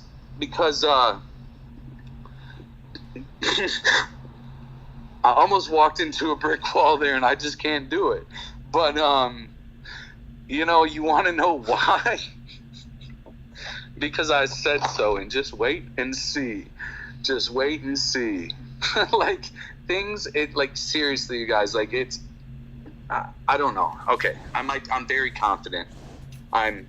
You might distracted as arrogance, but in all reality, you guys, I've dedicated my life. I quit my job fucking 12 months ago to literally chase my dreams and make every single... everything is on the line for me. If I lose, I lose. I'm going to pick up. I'm going to start again. But I don't think that there's any way that I can lose if I just continue to do everything that I've done in the right ways. I mean, organic equals no panic, right? So, it may make time. People, there's a quote in a song. Well, there's a lyric, bars in a song earlier that, steady growth doesn't really get any attention. It's about all the drama and everything that's going on that brings that interest and that people pay attention to fucking problems. They don't pay attention to steady, solid growth and truth. A well laid out plan. I don't know. That's it. The only thing I'm going to say, you guys, is I'm just going to do my best. I might fail at some points, but I learned from every failure, and that's it. That's it. Treat every single obstacle as a stepping stone. That's all. Oh, I actually went... And with that being said, Tiny, we will, you put your foot down, and I accidentally stepped on it. It's 8:45 p.m. We're going to call it a night. We're going to close up the room. I'm going to give her full respect. If you guys want to degen, I'm a fucking degen. I'm here for it. Let's go. Shoot me a fucking direct message right now, and we can make something happen. What's up, Andy? I actually meant to hit the wave, but yeah. Oh. I boomered the buttons. Andy, check your wallet. You should have the key, and then it'll just takes a minute to upload the whitelist on the minting app, but it'll be done tonight for sure. I won't even mess with it for tonight. Most likely, I got kids to put to bed. There you go. Perfect. We'll definitely be done by the morning. So. All right, love you guys. See you soon. Love you too, man. You have a good night. Tiny. Thank you again. I'm proud of you. Before we close this out, because you have created a successful mint process, the coding and everything yourself. I'm proud of you. Good job. Great job. I hope that everybody can hear your texts are out. And on that note, you guys, I love you all. I'm going to close it out. Peace. Take care. Patrick, toss me up a heart if you still got that pot of coffee ready. Say less. I got an energy drink now because I drank the pot of coffee. So, but I'm good. Well, guess what? I got a whiskey, so we're gonna have a good conversation. Oh, well then I'm gonna have to. All right, I'm getting the bottle. All right, y'all. Everybody, I love you. Have a wonderful night. And you know what day it is? It's Monday. You know what I'm gonna say? Leave me the fuck alone for Tuesday and Wednesday. I'm just kidding. But on Thursday, I'm going to see every single one of you guys. I really will be busy tomorrow. But I love you all. Seriously, have a wonderful night. Good night. Oh no. All right, Tiny, you can go. I do have to say one thing. You guys, I'm literally getting Stay Levitated tatted on me. Where should I get it? From the speakers in the panel, I'm getting Stay Levitated tatted on me by the weekend, if I can get an answer right now. So do you want it to be somewhere that you can just show off easy, or do you want it to be somewhere where you're like flashing people and it's inappropriate? Well, yeah, like I was thinking like across my forehead or like on my chin. No, I'm just kidding. No face tats. I think I'm gonna put it on my hand. That way, when I like put it up like during like podcasts and shit, it's just like Stay Levitated like on the side of my palm. I don't know. We'll see. Who knows? I don't know. Either way, I just want to do it because we're gonna build an empire. I love you guys. We'll talk to you later. Don't even answer that question. Go answer the tweet that I put out about it. Peace out. Later. Stay levitated. Bye. I'm done. I promise.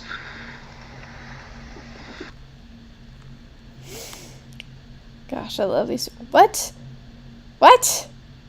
Twitter, you have to stop unfollowing people.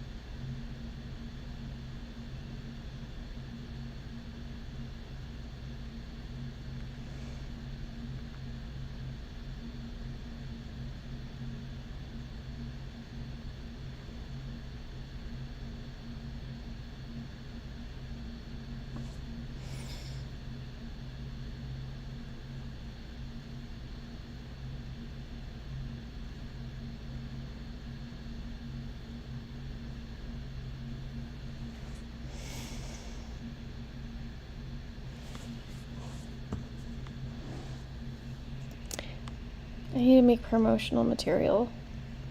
I'm waiting. I have 10 minutes until my next space that I'm attending because I said I would.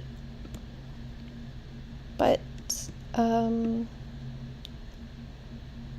I really effed this up. What am I doing? What is my problem? Okay, so we're gonna get rid of like the random sticks in the air. That's not the vibe we're going with.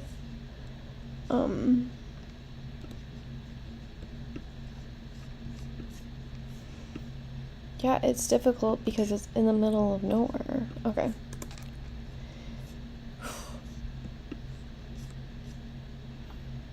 So we've got 4 more buildings. Oh, shoot. We're not done. We need to do the rubble. The building rubble. Like we did this artistic rubble over here. Blocks.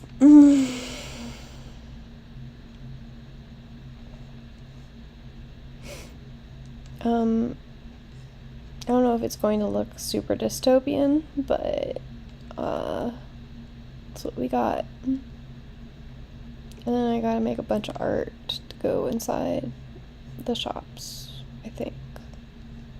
Like empty restaurants and pharmacies.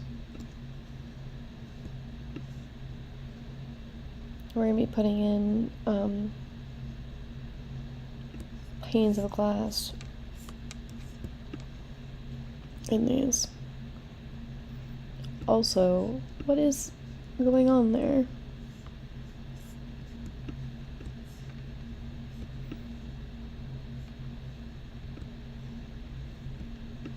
It's fine.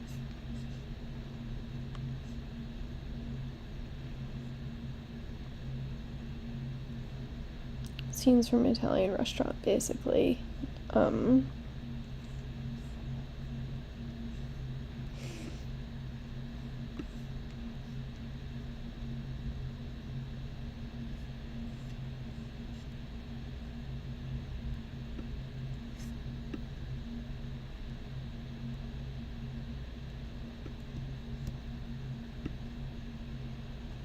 We're super close. Oh no. If anybody ever watches this, you will also have the urge to yawn. Scientific fact. My computer started making noises, so I put the cooling pad, which I should have had on there anyways, giving it room to breathe. I always wear long sleeves, then I roll the sleeves up to the best of my ability, because I'm like that. But yeah. I'm a shrimp. My posture's bad. Gonna regret that someday. This is a good song. You should pay attention. No, it's bad. You should go look away.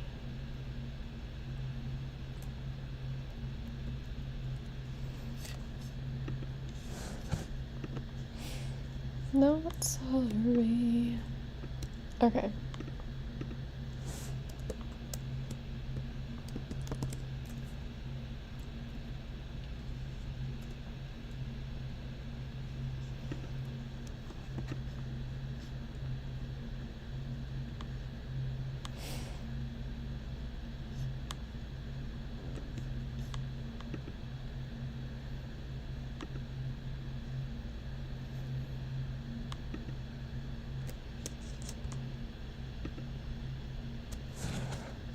Oh, you know what?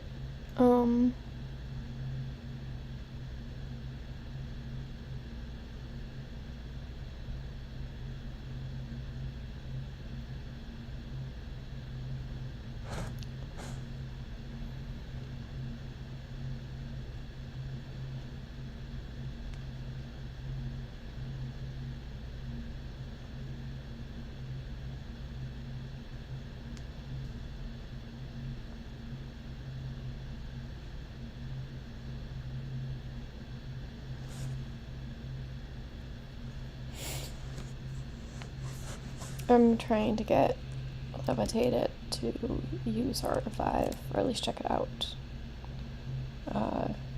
I've been intrigued, but not taken advantage.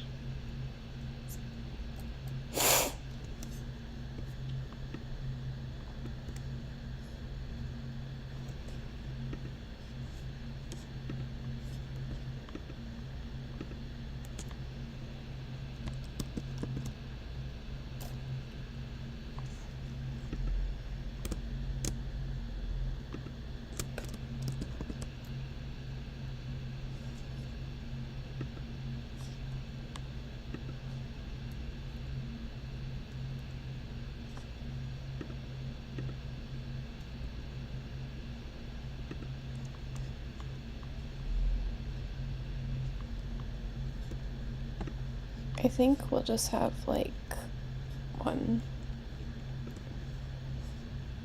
two more. Okay. Okay.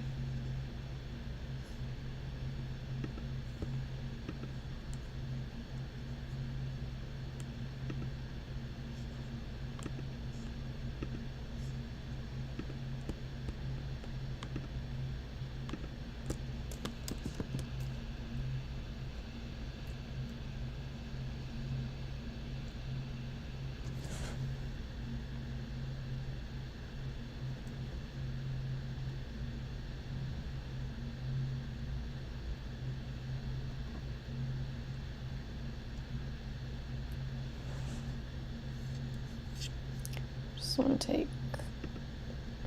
Okay, so like.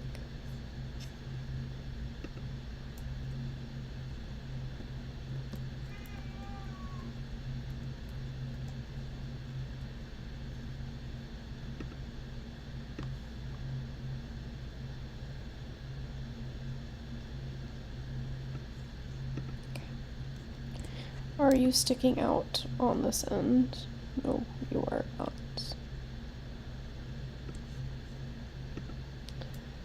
Also, I really should have thought about this whole they're all orange thing. Should they all be orange?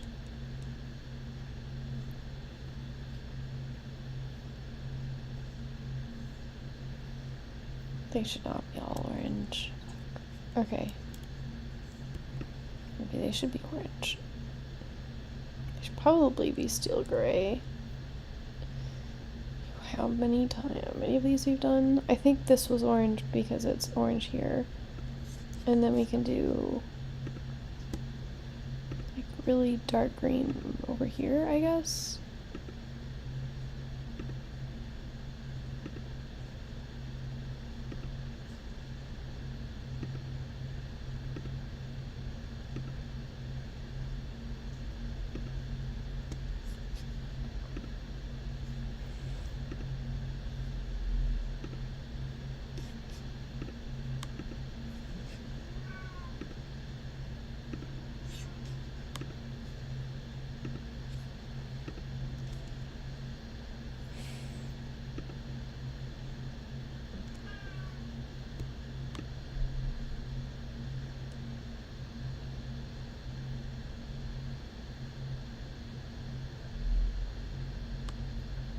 Yeah. So then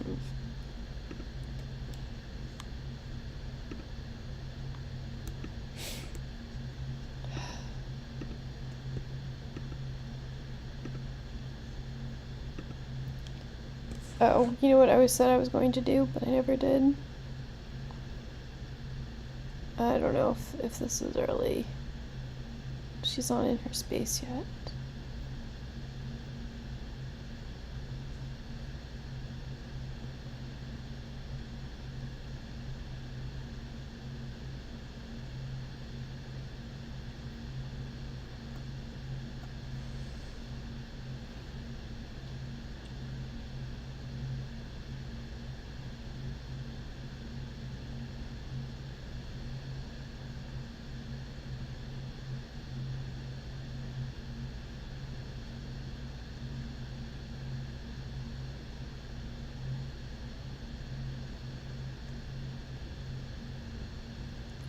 I was gonna say, like, I'm coming to this space, are you?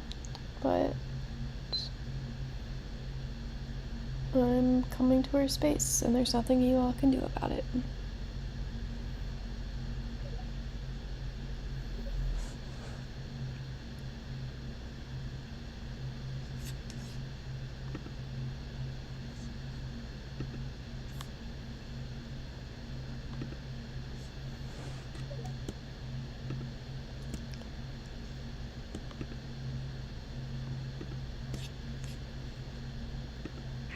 Hey, what's up?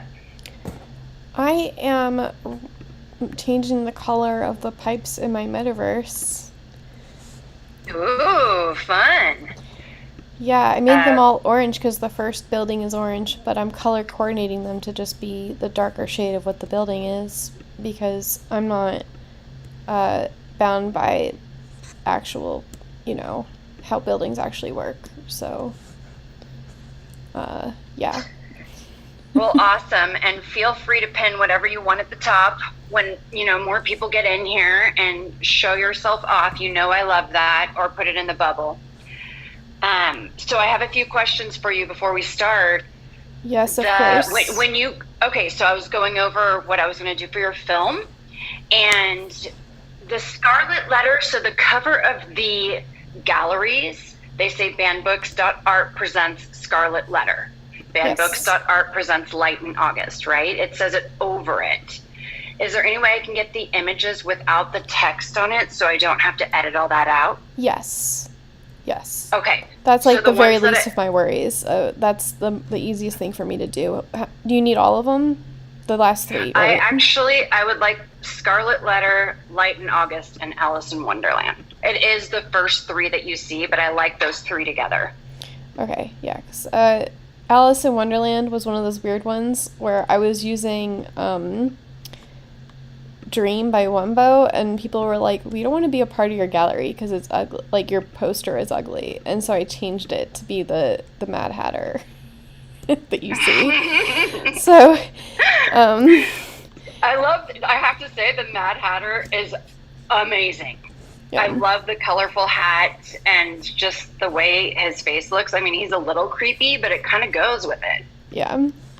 So, you know? Yeah, well, thank you. Yeah, so I'll get you the poster without the text. Absolutely. And then I decided for you and your cats, I've changed my mind on what I'm going to make, and I'm going to keep it a surprise until it's done. Okay. I don't know why surprises. I'm having so much fun with making these cards. Well, Matthew already asked you, like, are these for sale? Like, what are you doing? Did he? Yes. Oh, God. Well, I have not put them up for sale, no. You probably should go ahead and do that. Well, he's supposed to come in here. Well, I'll ask him when he comes in here. Yeah, he likes I didn't realize yours, like the Visual Zellers skeleton one. So. Perfect. I will definitely do that. But I did get hired for another promotional film today, so it was a big day, Art. Yeah, and I'm excited, and anytime you need me to, I can be a reference. I mean, the films speak for themselves, but, you know. Well, the lawyer that I was talking to today, Roger, he hired me to make a promotional film for his business. Mm-hmm. And he wants to collaborate with other artists, and I was talking about how you make your galleries from scratch, and then it's based on a banned book, and then the artists that come in show something that's related to that, right? Yeah. But then you can also go up to the artist's piece, click on it, and go into their OpenSea, and he really liked that idea because it's all integratory, you know? Yeah. So you could possibly have a portal on his website. Yeah. So, yeah, I can feel it coming together, you know? Don't you feel that? Yeah, and I'm glad that, I mean, hopefully you weren't, like, you know, interviewing for a position as a secretary and he's offered you a promo film instead. But I'm glad you got a commission. The more you get of these, the more you'll get the reputation. Then, you know, you can have, you know, I understand you want to keep it like entry level so that, you know, people, you know, stay within the price range of the community. But like, you have to eat too, Zeller. So, yeah. I know. I know. So I'm glad we talked this morning because I'm charging $150 for right now. Good. And, yeah, you know, you're absolutely right. And I needed to talk that out. Yeah. Anyway, so I'm excited about making your film. I love these digital Christmas cards. I feel like this is a thing, too. So I didn't realize Matthew had said he wanted to buy it. I didn't check that yet. See, you said digital Christmas cards, and these are Halloween cards, but I think that was like a Freudian slip where... Yeah, we should definitely plan to do this for Christmas, I mean Halloween. too. I mean, you meant Halloween, well, you know, but yeah, supportive. Did I just say Christmas right now? Yes. Oh my God, that's amazing. Every holiday, Thanksgiving. Right, every holiday, because it started last Christmas. That's what I meant. I made one of Mama and I, and we were the Grinch and the little dog, that little wiener dog. And it was so cute, right? So I decided I'm going to do this each holiday. So it's kind of ahead saying Christmas, because Christmas is the next one where I could actually get commissioned for it. Yeah.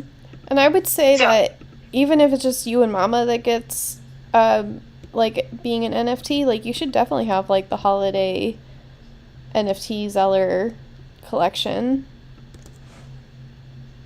Yeah, that would be cool. I was thinking of that because I've done so many different drafts already. So, and I thought of a bunch of different ideas too, because I can dress her up in any way. It's almost organically building on its own.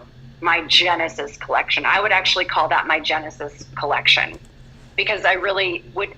by the time I do that, I want to know what I'm doing. And I feel like by the time I do all the holiday cards, it'll officially be like ready for me to launch, you know? I want to feel better about it, because the other ones I was just putting up quickly, like, hey, I need gas money, you know, is anybody going to help me? And so, yes, I have sold some NFTs, but I really, you know what I'm saying? Like, I want to know more about it. I feel like I'm when I do it, I feel like I'm not ready and I'm uncomfortable. So I feel like I need to educate myself more. And I feel like we all operate at a different pace, right? Yes, absolutely. You go the speed that you need to go in. I wasn't ready to do NFTs for a long time. But all of a sudden, I was like, hey, y'all, I'm just doing all 4 NFT collections and not selling any of them this month. So, there's that. How long did it take you before you decided and felt comfortable? Well, first of all, hi, Eddie. How are you? Yeah, hi, Eddie. I know I really wanted to say hi, but I wanted to ask Eddie about his day. My day's shit. How are you guys?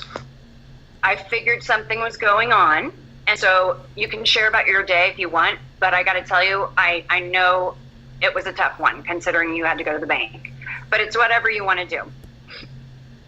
I'm just vibing right now. I dropped in a text bubble one of the Tezos pieces I picked up of the Cheshire Cat drinking tea. It was pretty cool. Oh my God, look at that piece. Oh, it's beautiful. He was in a space and like he was talking, and I'm fucking broke, so I'm shopping on Tezos. Not that Tezos is any less valuable, but like I can pick up a few Tezos pieces. But I seen he had a 3-piece collection of the Cheshire Cat, and I was like, what the fuck? This is 3.77 Tez, and he's got his piece that he still owns at 20, and the other artist that picked one up is at 20. I'm picking this up off the floor, because, like, if I can make a flip on the Cheshire Cat, that's ironic. But, like, I'm the Mad Hatter if you ever heard of one, but I thought it was really cool, and you guys were talking about the Alice in Wonderland that Amy had done about banned books, and you know, you guys were talking about that, so it made me think of that, so I wanted to drop it down there so you guys could see it, because I think it's a pretty cool piece of artwork. Yeah, it's honestly brilliant, and put it up in the Jumbotron if you want as well. But it's seriously brilliant. And I'm just asking this are you collecting this artwork because you know it will be successful in a secondary market, or are you collecting it just to feed the ecosystem and stuff like that? Because if you're managing a way to do that without having some money, I want to figure that out, because I really want to buy from people. So if there's like a strategy there. My strategy is nobody's seen me. I still don't feel seen. So I'm seeing the artists that don't feel seen, and I'm collecting beautiful pieces of artwork to try to give them motivation. And eventually when the bull run comes, if I sell it for the same price I bought it at, even if I sell it for 3.77 Tez, and Tezos is when I'm 5 times the money, I have 5 times my money. So it's for a lot of different reasons. I think we're going to have to stop. Yeah, it's for a multitude of reasons, but mainly it's people in the spaces that I feel like a connection to when they open the microphone and they share in the space.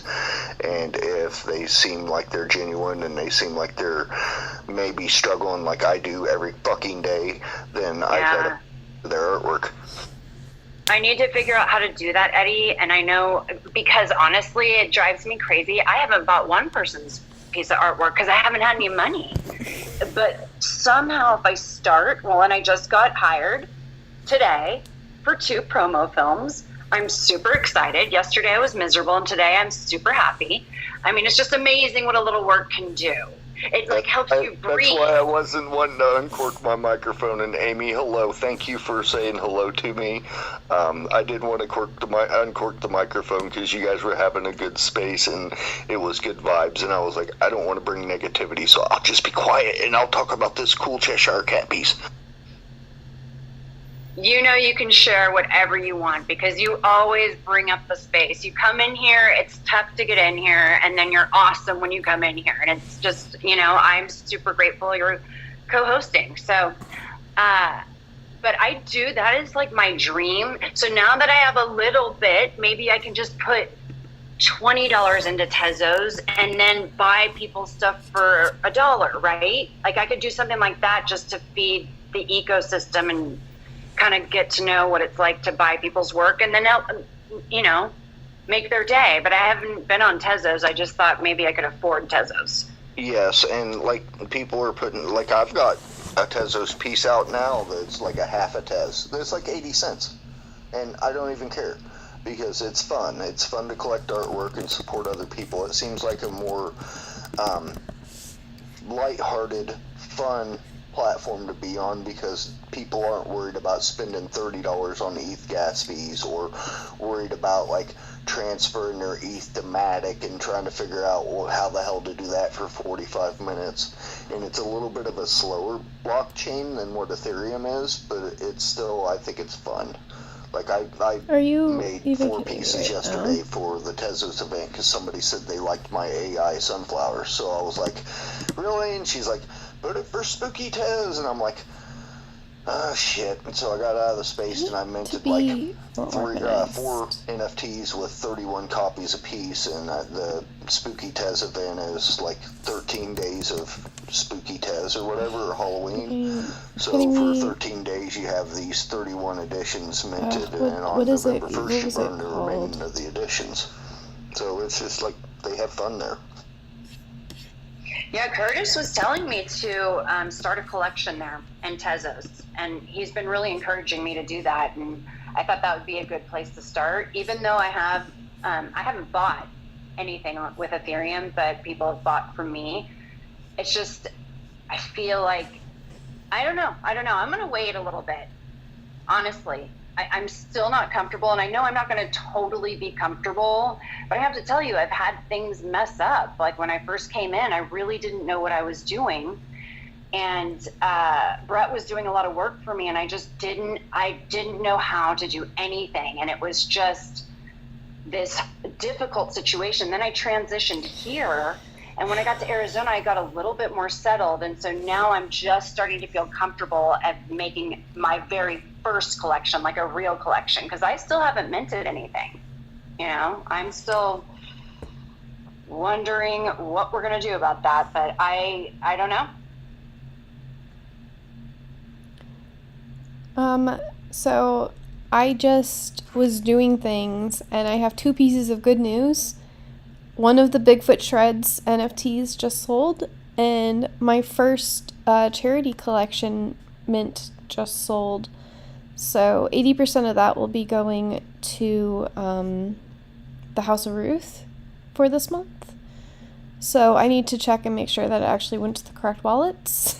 But yeah, that's really exciting. That is my highest, it's my highest selling NFT that I've ever done, but it's also not my art. It is the art that people donated to Bandbooks Art in order for us to give 80% of it to charity. So I'm hearing your conversation, Zeller, and when you get your job and you're stable and we're making all of these promo videos and you're observing the space right now and you feel more comfortable and you want to do more research, like, I'm here for you. I'm basically, instead of just having one massive collection, I am doing the Brett method of having like the NFT drip and just a billion small collections.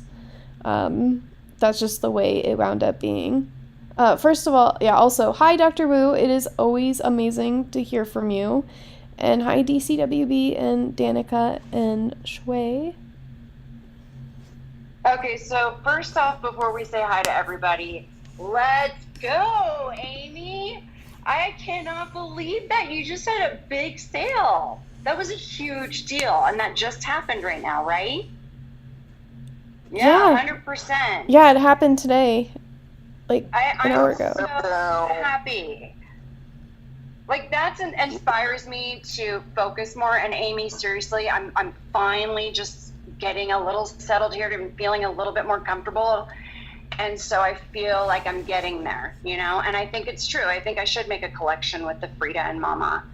And so congratulations and thank you so much. I'm so happy to be working with you. I cannot wait to make this promo film for you. So exciting stuff. And hi, Dr. Wu, how are you? Presently, I'm being attacked by my autistic dog, Zazu. Congratulations, Amy. That's always nice to hear when you get a sale or when a friend gets a sale. That always makes me happy. And Zeller, I'm surprised that you haven't minted yet. But my only suggestion right now on minting, I can't stand Polygon or anything to do with Polygon. I just went through hell because of Polygon. And I finally, on my own, figured out Polygon and took all my wrapped ETH and converted it back to ETH. So I'm staying ETH all the way. I might flirt with Tezos, but not right now. Yeah, Polygon's like really pisses me off too, Dr. Wu. So like, I feel you on that.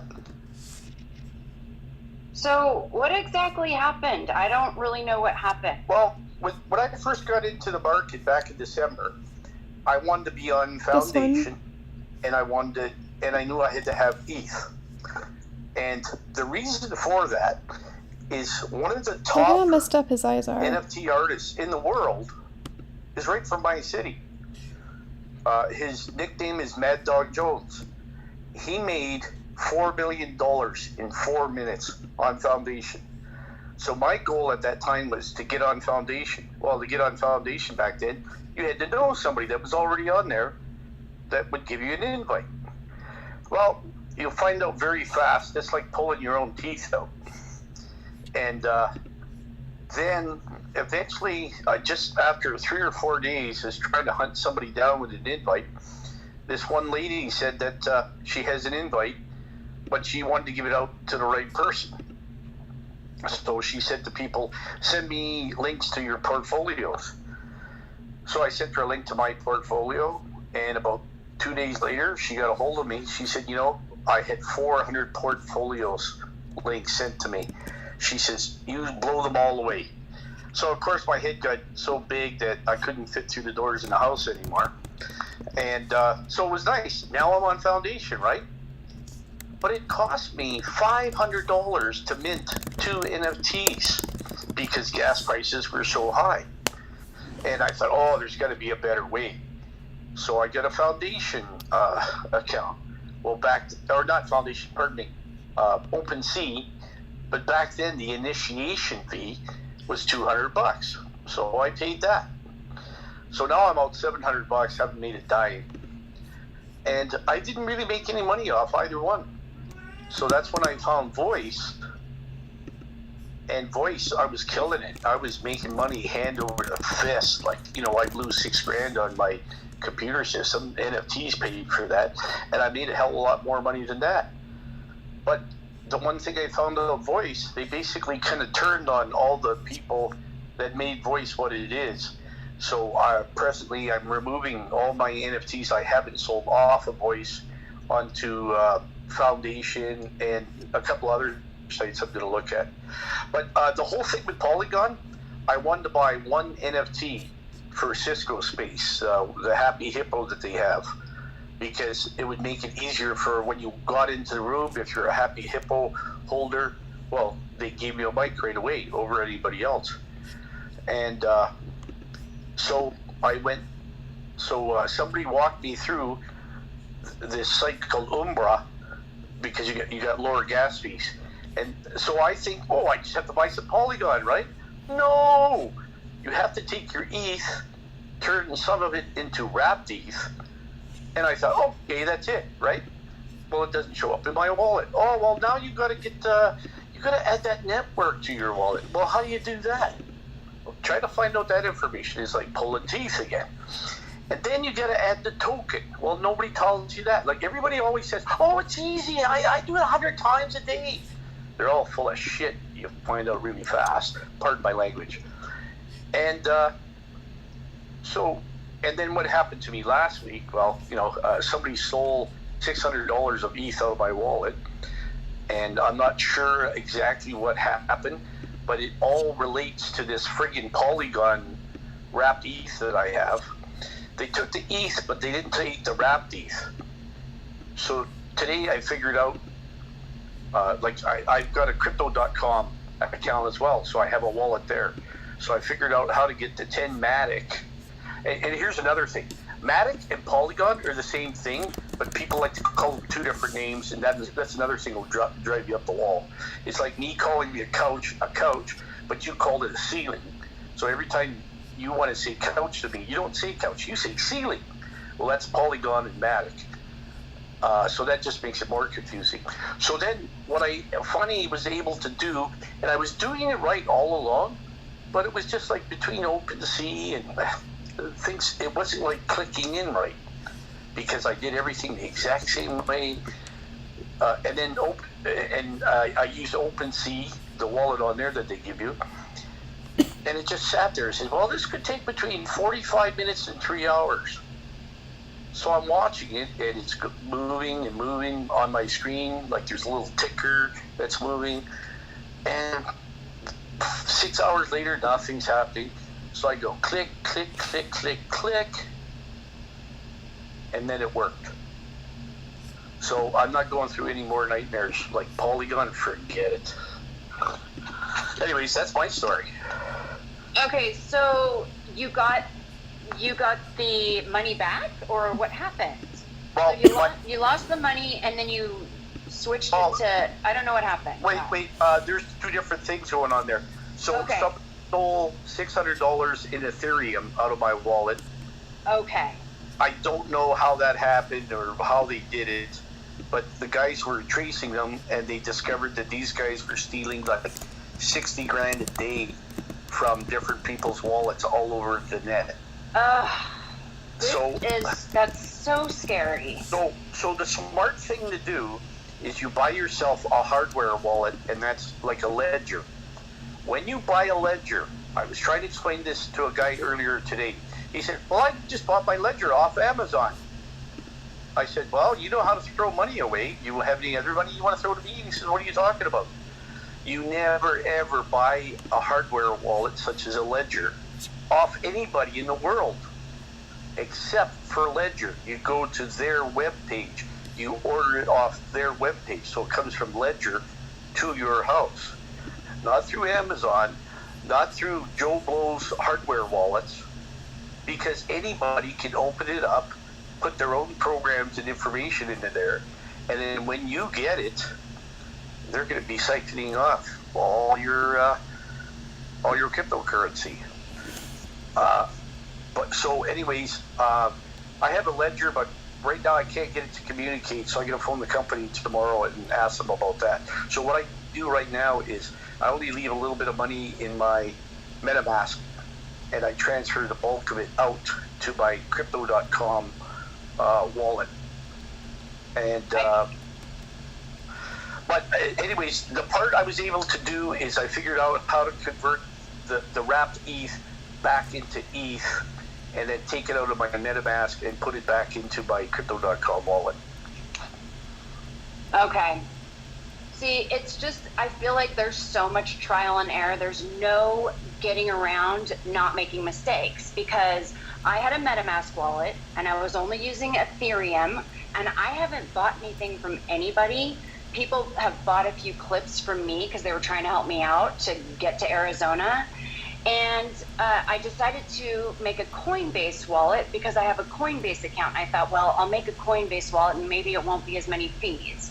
So I transferred $60 worth of ETH into the Coinbase wallet.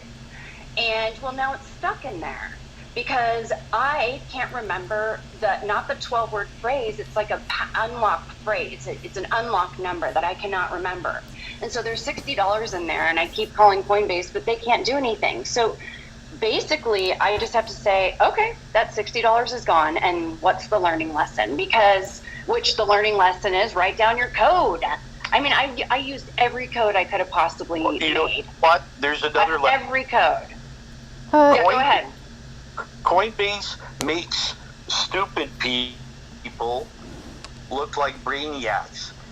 when I first got into this, I tried to get a Coinbase account, and I transferred $100 in USDC from Voice to my Coinbase wallet because I had a lot more money than that, but I only wanted to try $100 first because if it screwed up, well, I'm only out $100, right? Instead of the large amount I wanted to transfer. I spent 2 hours with 2 different employees of Coinbase on the phone, and I told them from the beginning, I'm in Canada. And then I repeatedly told them about a dozen times, I'm in Canada. And you know what they finally told me? Oh, you're in Canada. Yeah, we can't do that with anybody in Canada.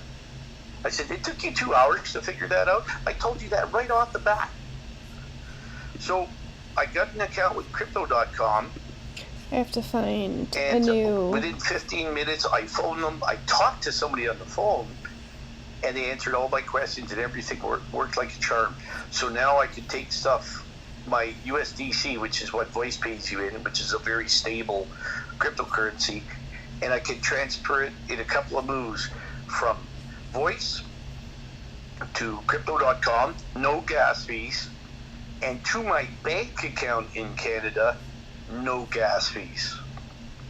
Now, I've talked to other people, they said they had trouble with Crypto.com, and I said, I understand. I said, you just have to hear, like, this is what I went through personally. And the number one thing I can tell you, best piece of advice in the world, don't listen to anybody. People that think they're offering you good advice, and they mean it, and you know what happens? Like, I've had so many people tell me, doing things with Polygon is so easy. But they forgot to tell me about step 2, step 3, step 4, step 5. They only told me step 1. And I was talking to Savage, a friend of mine, today about this, and he said he knows he won't have nothing to do with Polygon anymore either. And but again, people mean to help you and give you good advice. But I've been a electronics tech for 45 years, in QA department, which meant if all you guys were wiring the subway cars or whatever you're doing, I came to look at your work, and if I noticed you did something wrong, I would be very nice and I would talk it over with you so you didn't keep on repeating these mistakes. And so on my job, I had to be very observant, I had to be very precise, and this is what I did for 45 years. I love my job. I thought it was the best job ever. So I'm used to people giving me the right information. And what you find, people get so familiar with something, like I can sit down with you to teach you some things in Photoshop. But instead of, say you're an absolute beginner, if I'm sitting down talking to you like as if you've been using Photoshop for 2 or 3 years, that's wrong of me. I have to start you off from scratch and show you every little step. And don't skip over them because I've already got 10 steps ahead of you all the time because I've been using Photoshop so much. So this is what people do. They say, oh, this is easy. You just go click, click, and you're done. And then you find out, no, there's no click, click. They forgot to tell you about all the other steps in between click, click. Anyway. Yeah, just to build on that, it totally drives me crazy when people are like, don't worry, it's easy. And I'm like, just don't say that to me because it's not going to be totally easy for me. I just learned all about this stuff 4 months ago. I came into here, I'm not a programmer, I'm an artist. I'm not a financial person, I'm a photographer.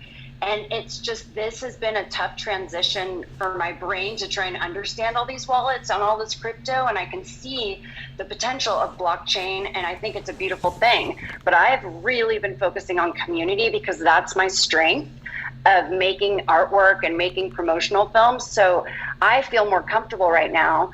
Like, I just got hired for 2 promotional films this morning. So it was like a really good day for me. And Congratulations. Thank you. It was time for me to get something, and I'm really happy. And, I'm offering them at a really good price, and I feel comfortable being hired for the promo films. I'm really still uncomfortable with the NFTs. And to be honest, and even if Brett was here, it's what happened between Brett and I, and now we're not friends. And I love Brett. But he really went ahead and like made a collection, and he really was trying to help me. And I couldn't connect, when it was time, I couldn't connect the wallet. And they're still dead there. And I started a new collection, and it ruined our friendship. And the thing is, I didn't know what I was doing. I still can't figure it out. And I think he's still upset with me. So I'm a little bit like, I think I'm going to step back from the NFTs because I don't want that to happen again. And yeah, Art, go ahead.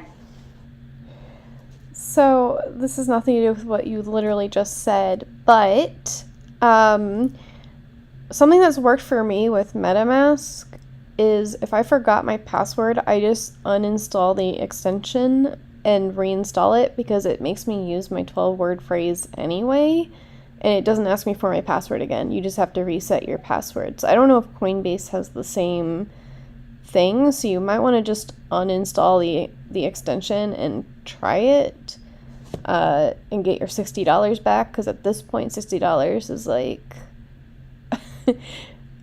an actual percentage of your fortune. So I would pursue that, or at least try one little thing. I will tell you, I have been on customer service with Coinbase. They are not educated on what they're doing. Like, I will get a different person each time that is telling me something different. So it's been really confusing with customer service, but they said that they have nothing to do with the Coinbase wallet. The Coinbase actual account said they know nothing to do with the wallet. And if I don't have my 12-word phrase and this unlock together, this unlock number, I can't get the $60. And I really, it got to the point where I was like, it's not even looking at, I can't waste any more energy on it, because it's like hitting myself against a freaking concrete wall with them, but I see what Amy's getting at, but do you still have the 12-word seed phrase? No, I messed up. It's my fault. It is my fault. Okay, so then you're out of luck. Right. Nobody can help you if you lose the 12-word seed phrase. Right. The password you can lose, and as long as you get that 12-word seed phrase, that's the most important thing in the world when you're in this stuff. There are people that have lost millions of dollars because they can't remember or don't know where they stored it. So the best thing to do is you just learned a hard lesson for $60, but the best thing to do is just start another wallet. I kind of mourned the situation because it happened a few weeks ago, and I decided, learning lesson. I'm just going to have to suck it up and deal with this. And so that's why I've stepped back, because I can't afford to just let go of $60. $60 is a lot for me right now. Like, I am scrambling. So, and I'm pretty transparent about it. So, yeah, Eddie? Are you still logged in on the account, though? Which one? The Coinbase account? Yes. No. Okay, never mind. Yeah, I'm not. Okay, so my next question is, so you don't have any NFTs minted from one of your wallets, correct? Right. Well, they're lazy minted. They're all on OpenSea. They're all for, around $20 or whatever the floor price is. And it's a lazy mint. I didn't have to mint anything. Yeah, but you used MetaMask to mint them, correct? Yeah, I guess. Okay. Yes, yes, I do. Okay. So MetaMask is still tied to those NFTs. So let's say you lose your 12-word seed phrase for MetaMask. Well, you can no longer log into your OpenSea account. Therefore, if those NFTs sell, you cannot get the money for them, and you can't get on there to do anything with the NFTs. You can't move them. You can't do anything with them. It's like I thought my MetaMask screwed up too, and I thought, all those NFTs I have minted on Foundation and the few on OpenSea, well, those are gone forever. And but for some reason, I tried my 12-word seed phrase again, and it worked. So I have ownership of my NFTs again. So having your MetaMask, losing it, it's not just the money in it. It's the NFTs, because Foundation put up this big tweet the other night, said, "Hey everybody, if you need any help, we're here to help you." And that's the account called Foundation Help. So out in the open, I tweeted to them. I said, "Well, somebody stole $600 out of my MetaMask wallet, and I can't get into my MetaMask now. So are you going to help me keep ownership of my Foundation NFTs?" "Oh, well, we'll talk to you in DMs." Well, the reason why they talk to you in the DMs to tell you, no, those NFTs are gone forever. If you lost control of your MetaMask, you lost control of your NFTs. And you're talking about NFTs that you purchased and collected over that as the well. time. Well, those ones are as well. You lose all those too. See, that kind of, that's where I get intimidated from it. Actually, I want to introduce you guys to Bob. I met him in Totally Uninformed Opinions, the space there. He was co-hosting, and I went up on the speaker panel, and I remember we were talking about something really deep, but I met him there, and I just, he had his hand up. So, hi, Bob. Hey, team.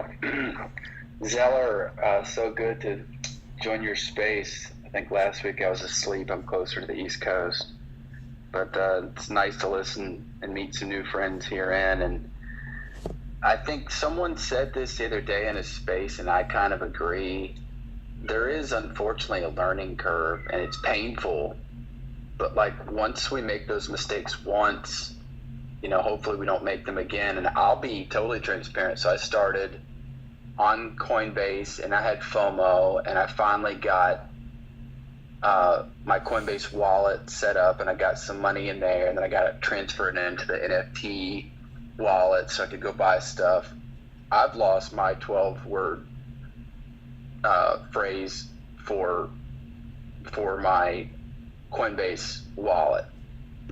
So what I did was I opened a MetaMask wallet, and I still have access to my Coinbase wallet. I just don't have the passphrase. So I just opened, so I was fortunate in that, like, whenever I get logged out, I mean, you know, or whenever I do an app update, I'm going to lose the ability to access that wallet, but it's fine. I just burned it, basically. And it's funny because what I found in Web3 is sometimes you have to dig a little harder. Like, it's not as UI, UX friendly as Web 2, but I mean, I did learn that really we should have two wallets anyway. And someone taught me that we should have a hot wallet and a cold wallet. And oftentimes your cold wallet should be completely offline. It should be a thumb drive. And so your MetaMask would be your hot wallet that might be kind of what you keep in like a checking account, but it's not like what you have in an investment account or a savings account, you know, so to speak, or the equity in your home is not money you play with every day either. And so that's kind of the idea of a cold wallet, hot wallet. And so I found a jump drive that is just USB-C, and it just plugs into my MacBook Pro, and like I can transfer stuff to and from that from MetaMask. So and then I made mistakes on OpenSea. So like I minted my first collection on OpenSea, and then I learned about the whole shared contract, and it's not really a smart contract. It doesn't really assign ownership. It's sort of bundled. And so once that was brought to my attention, I was like, well, I guess I'll mint on Foundation. And I sold 2 NFTs on OpenSea, and I've not sold anything on Foundation since I moved to Foundation. And so I feel like Bob, yeah. I just want to clarify something. So did you get a Ledger drive for your cold wallet, or you're just using a USB memory stick? No, it's a Ledger drive. It is a Ledger. Okay, yeah. I can verify that because I bought myself a Ledger. Right now, I just can't get mine to communicate, so I'm going to phone them tomorrow and talk to them about it. Okay, I just want to clarify that. Thank you.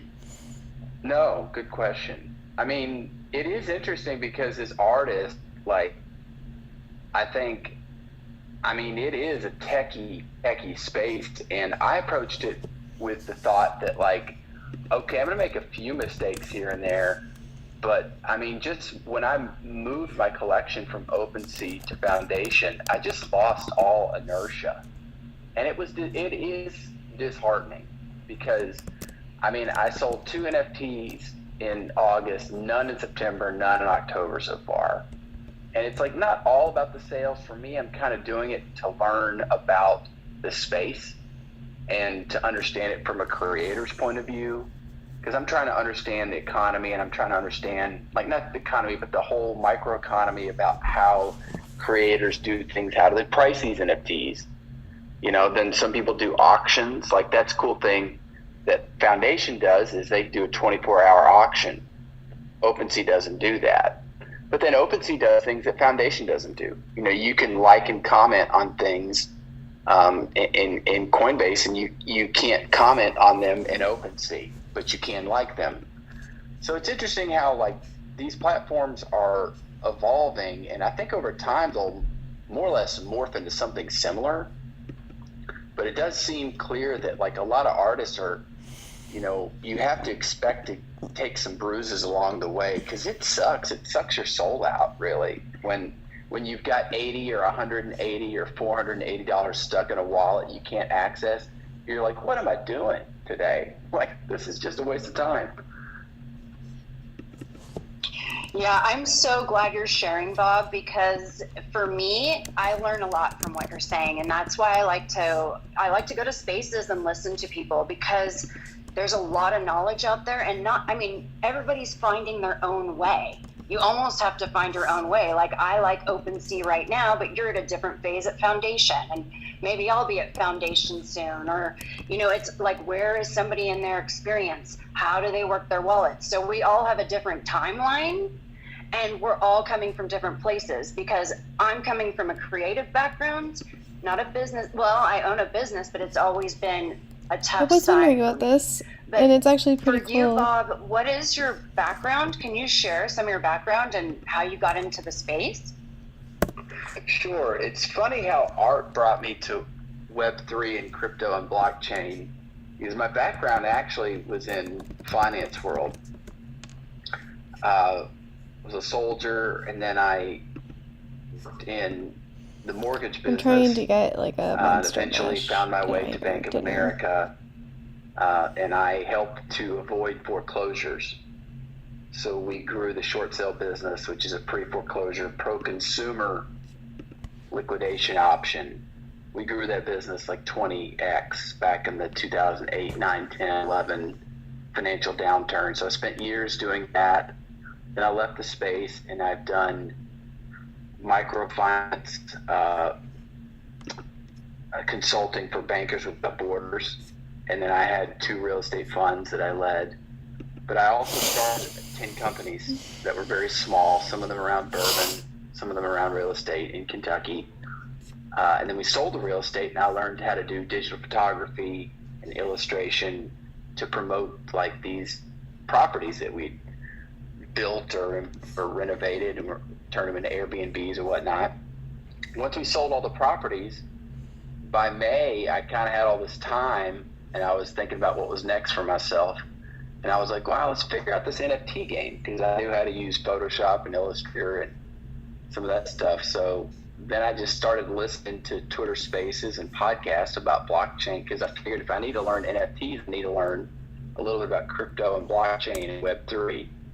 So really this summer for me was sort of a crash course in Web3, blockchain, crypto, and the NFT space. And I feel like I just kind of bumbled around like a bull in a china shop, bumping my horns into every crystal chandelier I could, and just kind of shaking it loose and watching stuff fall all around me.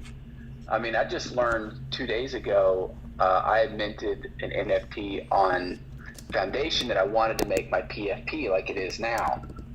And I was having the damnedest time. So I say that I like Foundation, but it turns out when you list something for sale on Foundation, it actually changes the ownership from you to Foundation. And they put it in some kind of bundled for sale smart contract, so that when it sells, it goes to the new owner. But they essentially, it'd be like if a realtor lists your home for sale, and it'd be like if they took title of your home while it was for sale. And I had no idea that Foundation did that. And it took me a while, and I essentially had to unlist this NFT in order for me to make it my own PFP. So again, it was just another one of these things that was like, well, who would have thunk? You know, I mean, so, you know, because I found things I didn't like about Coinbase. I found things I didn't like about OpenSea. Some people call it Broken Sea. And then I was told Foundation's good. You know, they've got all their contracts straight away. And then I learned this, that like when you list something for sale in Foundation, you don't own it. They own it while it's for sale. Yeah, go ahead, Art. Yeah, I mean, that's something that people don't really talk about. Like, if you're at the point where, like, for example, everyone's always talking about Manifold. And the thing I never liked about Manifold, well, first of all, it's super user-friendly, so I understand why people are using it. But if you look at the contract, and you do own the contract after you mint it, like, mint the contract, or, like, deploy it, really, but they take 2.5% of every transaction that you do from then on.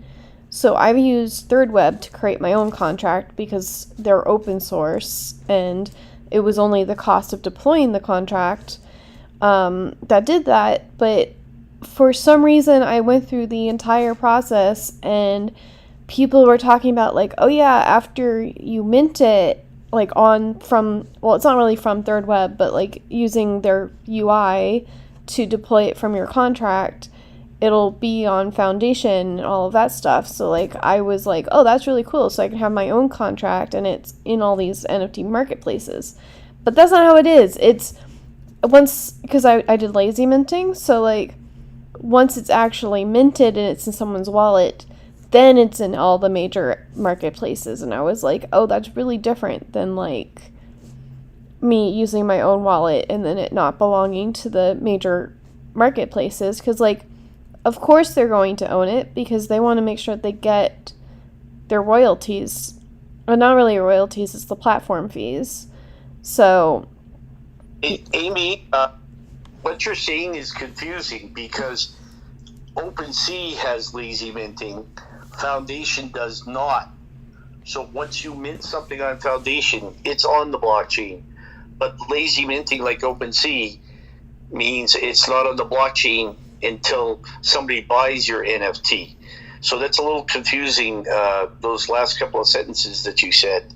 So you were saying that you made your contract, instead of on Manifold, you made it on ThirdWeb, and you only had to pay a price once, and the contract's yours now, and now you could, like, were you minting from, or were you selling your NFTs from your own webpage, or you could put them on NFT? Or, NFT. Foundation, I mean. So when I minted it, I thought I could put it onto Foundation, but that's not how it works. It's, because I use ThirdWeb, I can put it on my own website, or you can mint it from ThirdWeb, or I think there's, like, gem.xyz that it might show up on, but it's not, because I wound up using lazy minting from ThirdWeb, like their version of it, which is like it's not on the chain, so it doesn't really show up anywhere. Like, I just didn't realize that's how it worked, because yeah, like, if it's lazy minted, it's not on the chain yet, so it limits you. But I also didn't want to spend, like, hundreds of dollars on this, charity collection if I wasn't sure how quickly or if it even would sell. It was just one of those things where, like, I wanted yeah. Now I see another problem. So if I make my own webpage and I put my NFTs on there, who's going to see them on my little webpage? Whereas if I have them minted on Foundation or OpenSea, there's going to be, let's face it, the more eyes on your NFTs and your artwork, the more chance of getting a sale.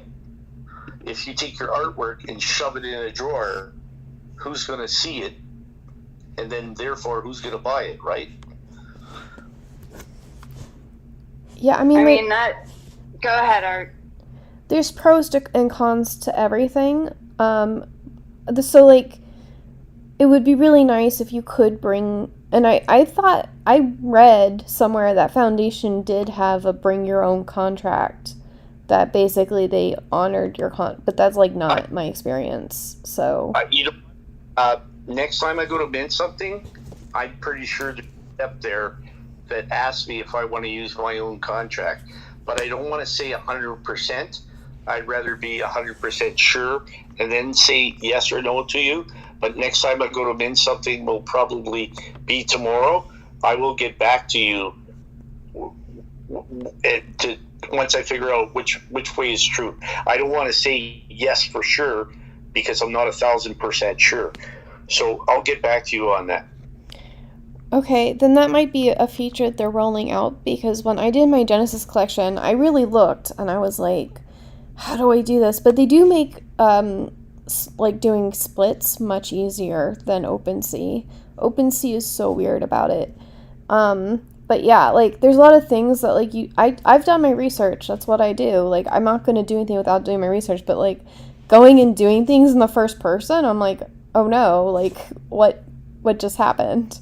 And why is this not like how I was picturing it being? And it's like, oh, well, you didn't search this term that you didn't even know existed. I'm like, I mean, it's a learning lesson, but, you know, it's fine.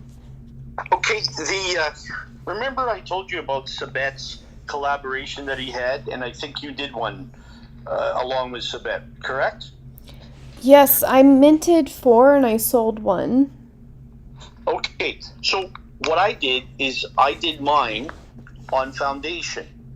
So it had the button that you click on to say, yes, this is a collaboration. And then it opens up, a place where you put Sabet's wallet address. I plugged that in.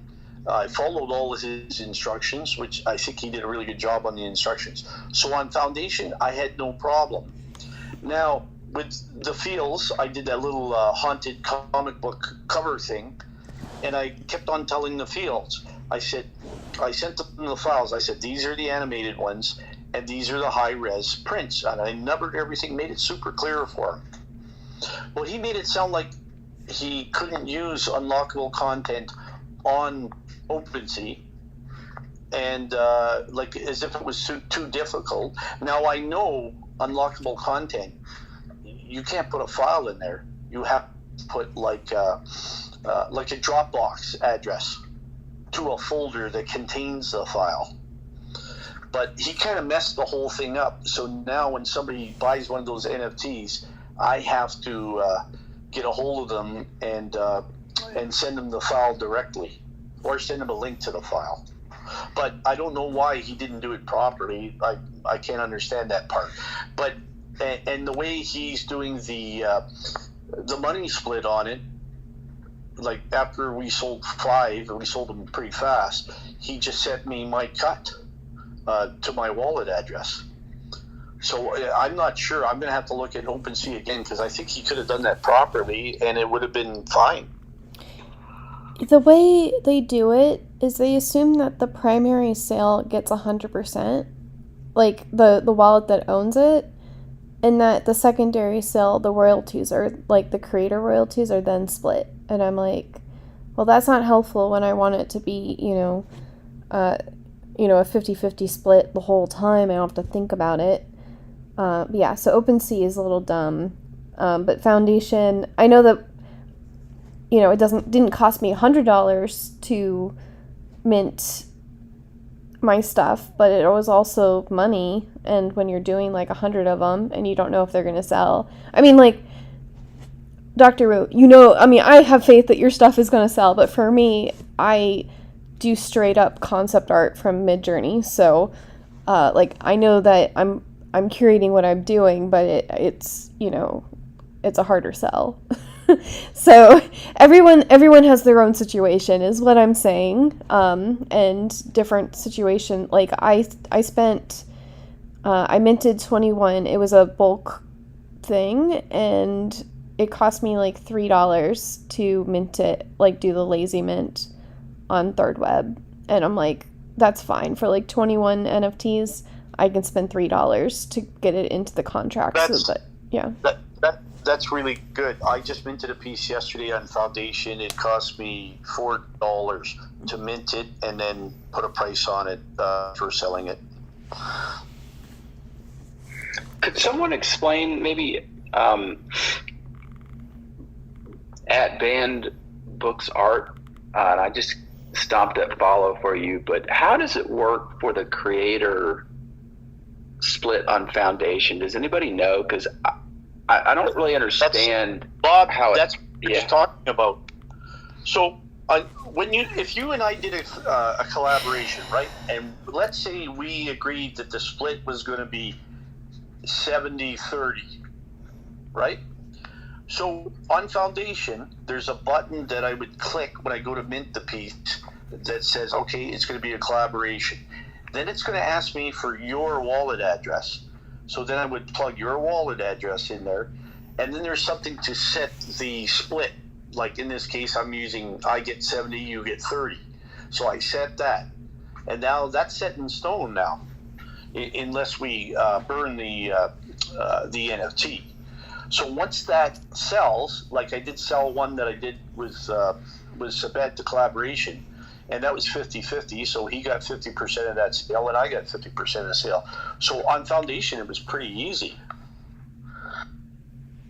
How does that work for, because I thought Foundation allowed people to collect royalties down the road, and that's what I'm not seeing the functionality. Okay, that's secondary sales you're talking about. So now on secondary sales, I forget what the percentage is, but the whole idea of an NFT is every time it's sold, the original creator gets a royalty. And I think it depends upon the site and a few other things what that percentage is. Like on Voice, when I minted my first NFT that I created like 10 years ago, a piece of artwork, I didn't know what to sell NFTs for. I was a rookie in December. I sold it for $25. So a guy bought it 2 days later, and then he turned around and sold it for $500. Well, I got about $140 secondary royalty off it from voice.com, which was the NFT marketplace I sold it on. But there are sites now that are trying to put an end to that because it's all out of greed, of course. And one of them is Magic Eden is doing that now. And I saw something yesterday, and I'm wondering if you guys saw it too. Somebody had tweeted something and showed OpenSea. You can leave somebody a tip. And I thought immediately, oh, is that what OpenSea is trying to do? Get rid of the secondary royalty and make it an optional tip thing. And again, I tell everybody, we're the content providers for all these marketplaces, whether it's Foundation or OpenSea or whoever they are. And if we didn't provide them with the content, they would be open grocery stores with empty shelves. So we have to warn these companies en masse and tell them, you start pulling this, even though you haven't even mentioned it or talked about it, and we will take all our NFTs off your market and you will have nothing to sell. Because you watch, a lot of them are going to try to start doing this. Go ahead, Amy. Yeah, so first of all, I agree with everything Dr. Wu just said. And now I'm going to go ahead and confuse the entire room. 3, 2, 1. No, just just so you know, if you do split the royalties like between two wallets or two or more, I don't think Foundation actually has a limit like OpenSea has. It is more expensive to mint your NFT. So instead of it being like $3, it might be $9. Like it's 3 times more expensive.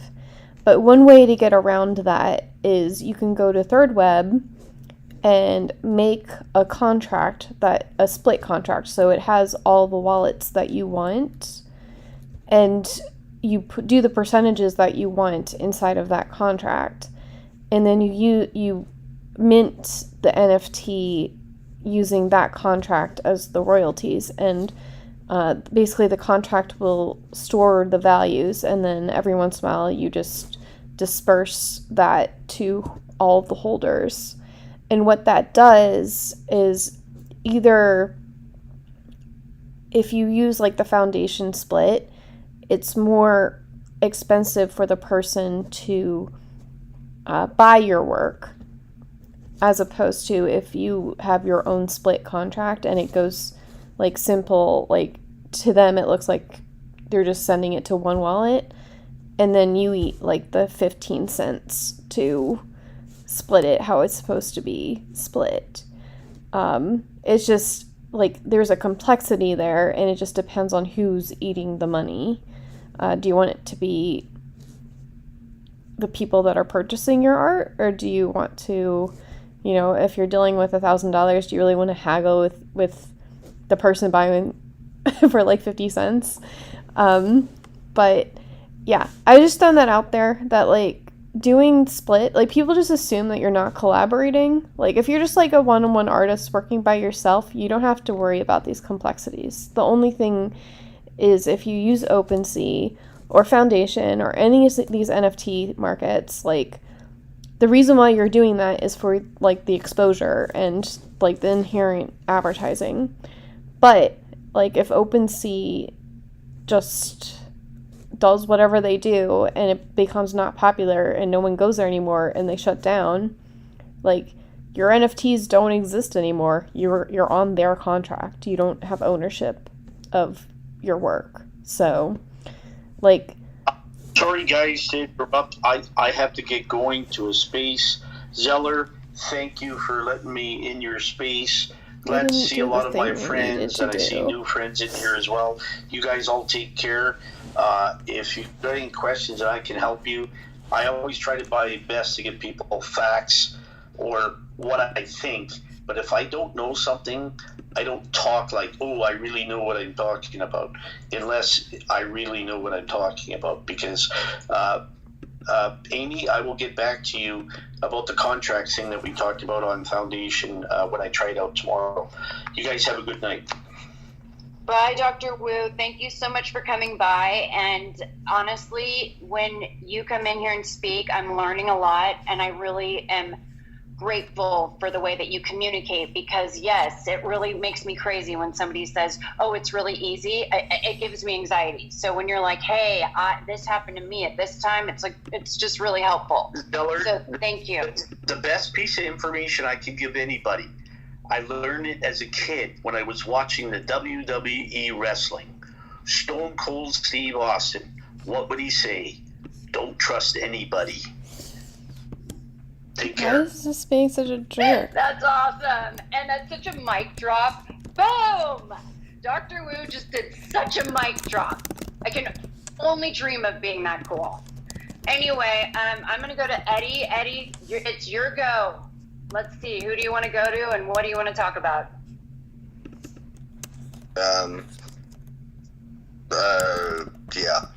OR. Sorry. I didn't realize you weren't ready for that. I'll go to OR. I've got a migraine and like my mood is not the best, so I'm trying to be quiet. Oh, Eddie. Okay. Well, if you think of something, please come on in. And of course, if you want to share a poem, we love your poems. So anyway, I'll go to OArt and see what's going on. How are you, OArt? Is OArt there? It might take him a moment to get to the microphone. Does it usually? I haven't talked to him in a long time. I heard him in a space earlier today. It was so good to hear from him today. Yeah, I wish he could hear us. OArt. Sometimes I'm guilty of being away from my phone when I'm called on. You know, like I've got my earbuds in, I've got laundry in one hand, and you know, a plate in the other, and I'm like, oh no, they're calling on me. I know OArt's in Nigeria, if I'm not mistaken, as well, so I know the connection's sometimes spotty for him as well. Yeah, I wanted to let you know, Eddie, the sunflowers, you really are seriously branding yourself. So when I see other flower photos, and it's really hard to do that because a lot of people take photographs of flowers, especially sunflowers. And I've done a lot of collaging with sunflowers, but yours are super unique. And I wanted to tell you, it's your branding. Like, that's your style. And that's the goal, to have your own style right now and share it with everybody. So put it in the bubble and tell me what you're doing. Well, like, and I'm not saying the photography is any better or worse than anybody else that takes pictures of sunflowers, but the people that take pictures of sunflowers probably do not grow their own sunflowers. So when I take pictures of sunflowers, it's a seed I put in the ground and watched it grow to like 12 feet tall and watched it every freaking day, because sunflowers make me happy. I get so excited when they start to bloom. I'm like, oh my God, it's coming open. And I'm taking a whole shitload of pictures of them, and I just get excited for them because it's something that I grew and helped the world a little bit at a time just by growing sunflowers. So when I take pictures of them, I probably have 2,000 pictures on my phone with sunflowers on my phone just by itself, because I take all my photography with my phone. And then you also have like street work, like out on, like concrete. I don't know. I always think of wires and different lighting and how you use concrete, and it still somehow relates with the sunflowers, just in the style of editing. I don't share about the mirror collection I've done on Foundation. I tried to chime in when Dr. Wu was in here, because like he was talking about how people skip steps. I did not know where the create button was on Foundation, and I had an invite, and by the time somebody walked me through it, the invite was open for everybody. I'm like, well, fuck my life. I had an invite for 2 months. One of them expired, so I had to get another invite. Had it for a month, and finally I had to talk to an artist from Kashmir who was so sweet. He like screenshotted and drew circles where here's the create button, and it took somebody to hold my hand and get the 64 count of Crayolas out with the sharpener on the back to draw me a motherfucking picture, so I knew how to create on Foundation. So it's just like when he was talking about people say, oh, it's easy, and, Zellers, you said the same thing. I'm sitting here with a migraine, kind of grumpy, so I'm just being quiet. And I was like, I messaged you and said, yeah, I'm really not feeling the conversation. And he was like, oh, well, we can switch it. I was like, no, I want you to learn, because people didn't teach me, like Dr. Wu and like Amy, like the conversation that was going on. So like I'm full in on making sure that you understand as well, because I know how overwhelming it can be. Oh, thank you, Eddie. And it's just, the way that I learn is visually, clearly. I mean, obviously I'm painting all over my walls and I'm putting pictures of you guys everywhere. And I look at the wall and I pick people and I go, okay, that person does that, and I know what everybody does, but I have to visually sit here and look at that. I can't read that out of a book. So at some point I need to do a MetaMask collage or something. It's just the way that I learn, but I am trying to learn this way, and that's why I really appreciated the conversation between Dr. Wu, Bob, and Art, because I was learning. I was actually taking notes. So it's helpful for me, and thanks for understanding. Absolutely my pleasure. And, I'll come in with a migraine or whatever's going on, because I think we need to start a hashtag for the room and call it mini space, because you hear people talk about mega spaces, and I think we need to hashtag mini spaces. And I think it would be unique, because then everybody's going to be like, a mini space? I'm going to go in there. And you can just tell them if it gets over 30 people, we rug your room and start over. Hey, man, you've got access to editing the title. You can totally do that right now. You can take out promo films and NFTA. I'm not very good at editing the title, because I hit that five letter red word up there at the top, and then I end up rugging myself out of the space. So I don't edit nothing when I'm up a co-host or hosting a space, because I'll rug the whole fucking room. This one. Yeah. I like it. Okay. I was just letting you know if you wanted to change it, you could. And I'm not gonna. I was just throwing that out there for you to but I love it because it's, right now it's like NFT promo films. It's cool. It's a cool title. But now that we're already in, sometimes it's fun to just be like, hey, don't come in here. Or, hey, this is really, really, really private. Yeah, art. Speaking of promo films, this isn't like going over ideas for one, but I really do believe that they're really good for reaching out to new audiences on different platforms like, Instagram and TikTok and YouTube. Just keep reusing them, and the more we talk about the actual art, the more people are going to want to buy your art and figure out how to, buy the art. So I do recommend, and Zeller is really easy to work with and for, and mostly because I was just like, here's a link to the thing. I trust you. Do it. I actually don't have time to tell you what I need done. And you know what? It was perfect. And I watched it over and over and over again because it was absolutely perfect. And you have an eye for this. And I really do appreciate, everything you've done so far. And I'm hoping to work, in the future with you again. So that is my advertisement for Zeller. And, yeah. Testimony. She does really good work. Bob, I seen your hand go up. Sorry, Amy, I was not trying to misdirect, but I seen Bob's hand go up, and I know how sometimes I get overzealous on trying to speak in a space. So, Bob, if you have something to say, you can. No, I appreciate it. I gotta say, it was very cathartic for me to talk about the things that I've done wrong so far. Because the more I think about it, I thought about a few other things I've done wrong, and I don't know. My compliments to everyone in this space. This feels like a very safe space, and that topic of a mini space, actually kind of spawned in my head. Imagine if Zeller, you kind of continued this, if you all together continued this, and you came out with a series of memes of simple mistakes that every NFT newbie makes kind of whether they're just collecting or because everybody gets the FOMO itch to where it's oh God, I don't have any NFTs in my in my wallet. I need a hand, and then you get one or two and you're like, well, two's not enough. I need 8. I mean, really in hindsight, a lot of these things are kind of why did that, why was my mind fixated on that in that moment? It's I don't know, Anyway, I just want to say thanks for kind of making me feel safe to kind of just let my hair down in this space a little bit.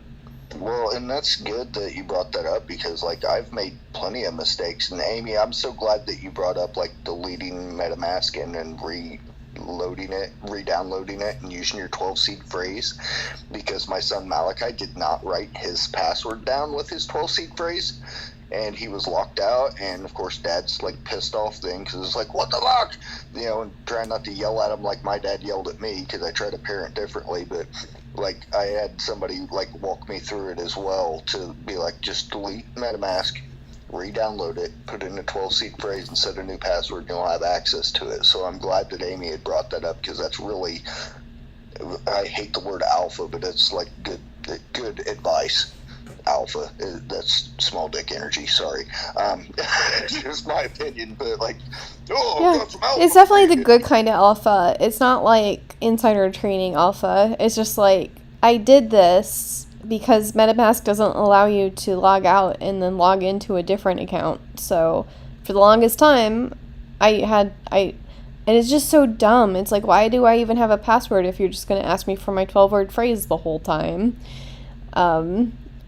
Yeah. So MetaMask is a little dumb, but I also have a lot of wallets because instead of figuring out how to make things secure, I was just a new wallet for literally all the things. If I only use it for one thing, I will not get scammed. I do not know how to make multiple wallets, so people's I got a wallet for this, and a wallet for that, and a wallet for this, and I'm I'm proud of you guys, but I got one wallet because I don't know what the fuck I'm doing. Yeah, I mean, I finally settled for making new profiles in Brave. So if I have Brave open, I don't do streaming because it has banking information. So, So when Art and I are on the phone together, just FYI, we had a Discord phone call this morning, and it's so cute because she has to like do the she has to like translate for me, and I just say to her, I really appreciate it, and she knows I'm not a programmer, so I'm just happy that she'll do that with me because she literally does it step by step. She's like, okay, go to the computer and you can go here, and it's like one thing at a time for me. So I just appreciate that. I just wanted to tell you that because, but I mean, it's not, I can learn. This is just so overwhelming. I'm sorry, but like I can learn anything when I put my mind to it. It's just, I do have intimidation with this, you know? It takes me a lot to like learn things, and I'm visual when I learn as well, and like I'm glad that Amy does that with you because I'll probably need that as well, Amy, just an FYI, because I have to get walked through it, and I'm a slow learner and a fast forgetter, so like it'll take me forever to like remember it, and I'll have to do it over and over again. And Bob was talking about feeling comfortable in here in the space and talking about being able to kind of talk about the mistakes. I told my son, I was like, you're going to learn more from getting the answer wrong than you will right. And he kind of looked at me because we can't lie our facial expressions like I was stupid. And I said, well, if you get it wrong, you have to do that question twice. And when you get it right, you have went over the wrong and the right. You're going to remember that more than you're going to be remembering the one that you got right the first time because you're like, I got it right. I don't ever have to remember it again, and you discard it. And I pinned up my post. I had shared that with you, Zellers and Amy and everybody. But that's the thread for all the collections I've done with other artists that have translated into the language. And you should have seen how long it took Twitter to upload that thread because I took each one in their native language and Google translated a little bit about each one of them. So it had 7 different languages when I tried to upload it, and I think Twitter was like melting down. I was like, I broke Twitter. It keeps giving me the 3/4 done loading, and it goes back to 25, and it did it like 7 times, and it was like, failed to load, go to draft. So like, no, retry. So it took me twice to do that, but it took like 3 minutes each time it tried to upload it, and finally it uploaded it. And then the artist that was translating in Japanese worked with me and sent me the translation, so I pinned that one in there too on the end of that one. So that's the thread with all the different languages, though, for the Poetic Sunflower Collective. so a few things. Eddie, I'm not sure if you are aware that I'm actually looking for some landscape photography for my metaverse this month. And I would, if you want to, okay, I could probably do the same thing that I did for Zeller if you don't want to figure out spatial, but spatial's, I know you all are allergic to the word easy, but like you just use your Google account and you log in and you use one of the templates they already have, and it's easy. But don't say it's easy. Don't I know, easy. but like I'm trying, but it's relatively easy. Okay, it's easier. It's easy. It's relatively easier than OpenSea. There's another word. It is straightforward. Okay, it's pretty straightforward. It's just the word. It's just I the know. word. Go ahead, Eddie. But I've got a collection. Me and Zellers need to make a collection, a 10,000 collection of the easy button being pushed. What I was gonna say though is if they're speaking, like in the poem, that would be a really cool spatial, and then I could portal into, like, when you submit something this month, I can portal into your sunflower spatial, and we could, see the same poem in multiple languages, and that would be super cool. I'm just saying. See, and I tried to I did the Google Drive for the last month's banned books, but I think I fucked it all up. I tried to send it to you, Amy, but I was like, I don't even think I did that right. I'm gonna not say anything because I feel stupid. But yes, if I want to like support and like be a part of it, but you're so more like educated on the technical aspect that it overwhelms me sometimes. So like I'm trying to be supportive, but I don't know what the fuck I'm doing. Eddie, you could DM me. It's fine. Just DM me or email me. I'll get you my email if that's easier. I just have a few questions. Like, I just don't have time to like, be a detective and be like, is this where they're selling their NFTs? Like, what is this called? Like, okay, so me, I want you to make me cliff notes with 1, 2, 3, 4, 5, 6, however many steps it is, for the keep it simple, stupid method of me getting some stuff to you for me to help be supportive for art inspired by banned books. Just give me up to 4 images in my DMs, and we'll go from there. Okay, and is this stuff that's not minted, that is minted, that I'm donating? See, that's where I was confused too, because I didn't know if I was donating or if I was just getting more traction for you and for me. I didn't know, so I was trying to be supportive, and I think I did the Google Drive right, but I think I also burned that fucking image off of Foundation and relisted it because I was being like over analytical of my artwork. So, okay, I remember it from last month. You did the, the burn thing, right? Like, you were burning the letter?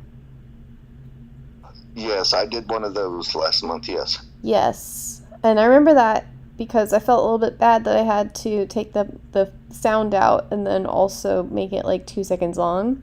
But you are in there, and it does link to something that works. If you've moved it from Foundation, like if you change the link, please give me the new link and I will update my metaverse so it goes to like the right thing. I can do that for you. Okay. I don't even remember if I sent you that one or if I sent you one. I thought I sent you one of the mirrored ones, like from my mirrored collection, but then I think I went and not thinking about it and burn it down off of Foundation and reminted it after I adjusted the picture, and then after I'd done it, it was like, you fucking idiot. I was like, damn it, that's the one I sent to Amy for art inspired by banned books, and like now the link's not right, and oh my god. And so I get overwhelmed really freaking easily. I apologize. It's okay. I go to most of the links before I put them in the thing, so I'd just be like, hey Eddie, this isn't working. Could you please give me the correct link so that I can do this? So the way that my gallery works, I wouldn't even say most people know about this, but if it's already minted, I'm happy to, free of charge, show off your work. It'll be wherever it fits with the theme. I basically decorate my metaverse off of vibes, like where does it go? Things tend to just go places, like once I'm familiar with all of the pieces of art.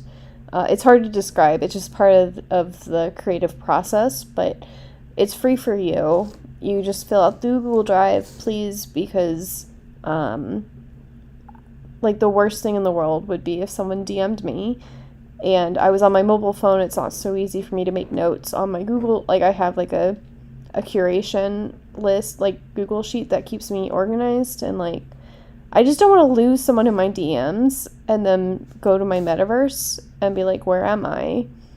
And then I have to scramble and be like, sorry, and like, try to find a place for them.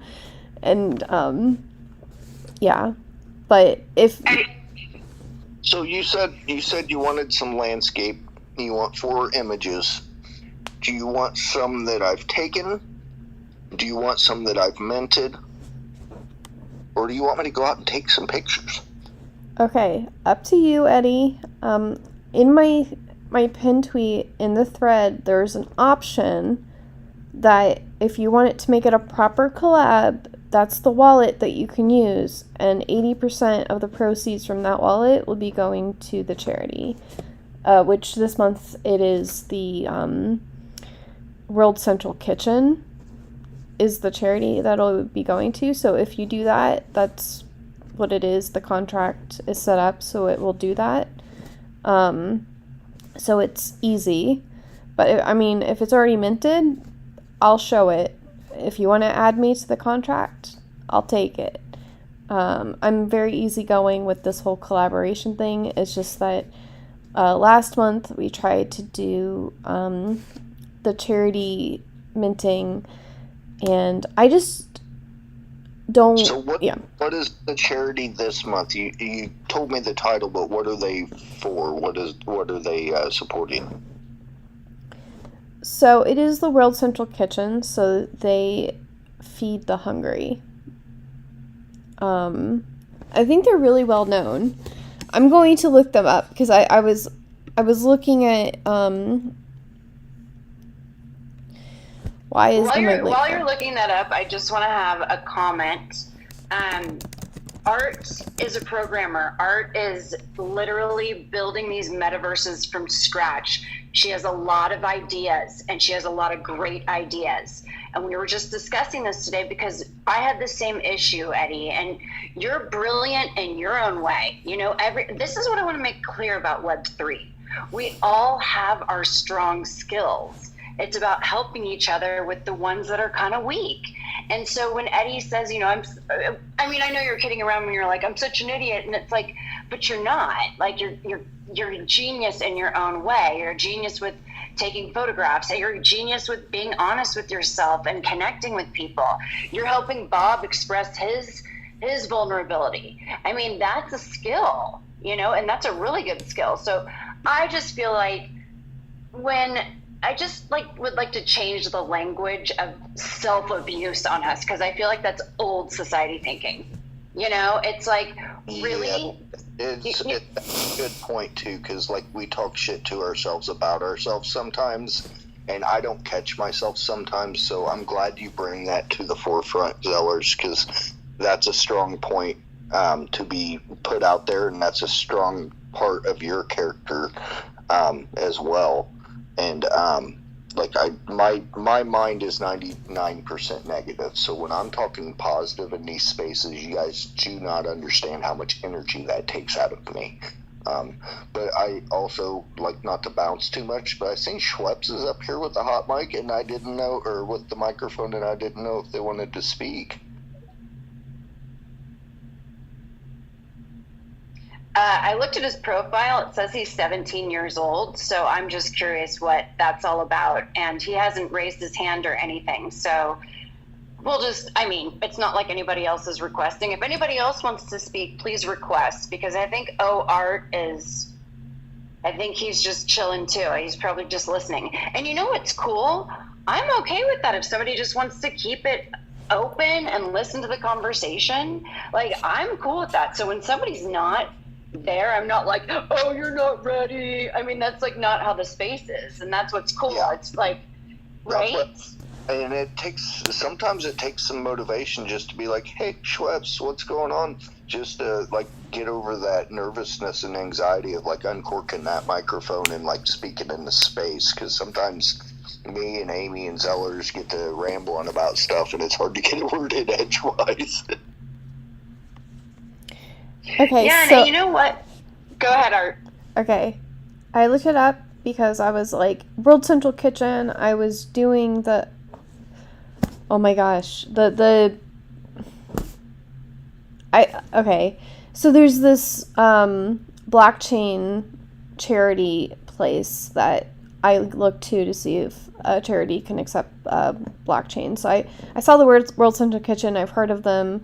I went on to Charity Navigator. It's the giving block, by the way. That's what I was talking about. But Charity Navigator, they're at 98%. So I was I've heard of them. They score really well.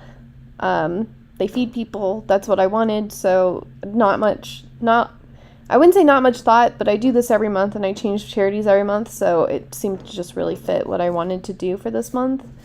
But they do a lot of like emergency food relief. So like they went to Puerto Rico recently with the hurricane, and I'm pretty sure they went to Ukraine, like into war zones and stuff. And like, you know, if you're having a food emergency, you don't want a solution next week. You want a solution now because you're hungry now. So like they're doing things like that where they're providing food.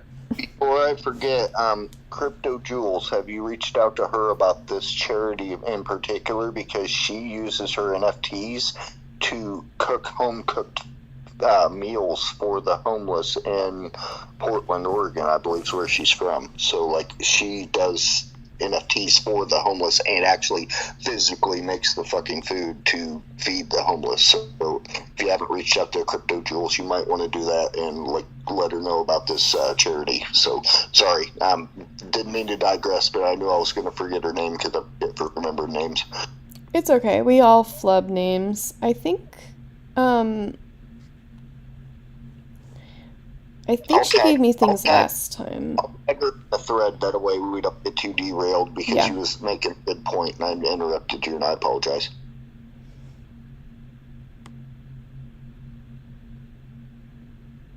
Okay, so I actually want to say something. Robert Oz and Petey.